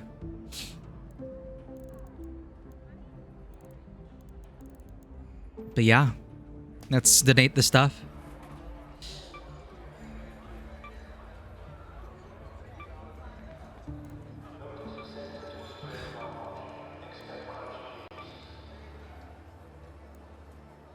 It opens up in between then closes again. Ah, okay.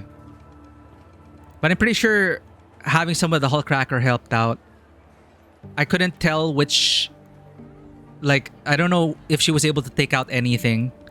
But in my headcanon story, she was able to, like, at least damage the armor a bit. Alright. Let's do this, everyone. Tomorrow, I'm pretty sure we're going to be getting into Stella Montis. I think for our stream, later/tomorrow, we're going to check it out. We'll play Ghost of Yote another day. Again, I'm not gonna be regularly streaming Arc Raiders as far as I know. But maybe for special stuff like this, if I'm still active, like Stella Montis Day 1, this community progress, that's what their goal was. I just wanted to donate stuff and help out the community progress. And we'll check out Stella Montis, the new map, the Shredder. I want to experience that. And we'll do a few rounds maybe. Then on Sunday, we're going to play Dispatch. Dispatch finale, chat. Hope you can be there. You guys were saying it is an amazing finale. I'm looking forward to it.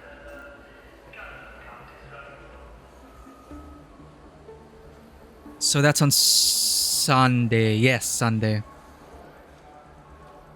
I don't know if I'll be able to stream on... Well, if I have time to stream on Saturday. We don't have a scheduled stream, but... No, it won't be... Dispatch is surely Sunday. I'm thinking about, like, if I can play more Ghost of Yote. We'll figure it out, chat. But for sure, a scheduled Sunday. That's what we're doing. Thank you for joining us. Let's look for Summoner Raid. Thank you for joining us on this very impromptu thing. I just wanted to hop on. I didn't expect anything to happen like that with the Matriarch. But this was honestly my first, like, in Asia region, the first bit of, like, real emergent storytelling. I had maybe one or two encounters with... Yeah, maybe one or two encounters. But other than that, it's just all been silence.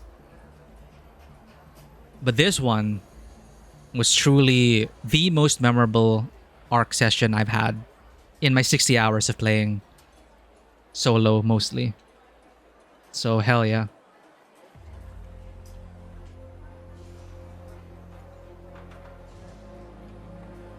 The only one we can raid right now is...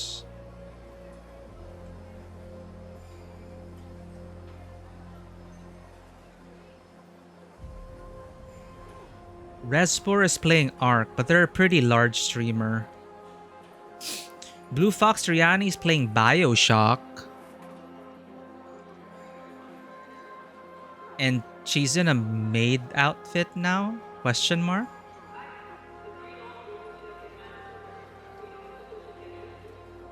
Okay. I never finished Bioshock, actually. I was supposed to stream it at some point, but you know how things go.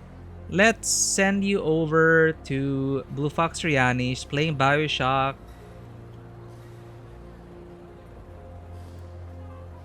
And we'll see you on Sunday for Dispatch. Thank you again for the raid earlier. And thank you for the follows. It's Crew, Snowy-chan, Patata1630. Thank you for the follows. And Patatas, I hope your rating is going well. We convinced someone to buy the game.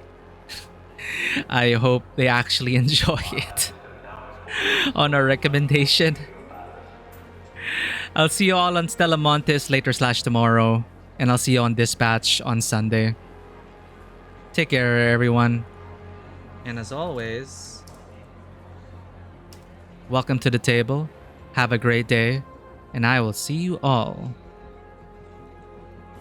on the next adventure.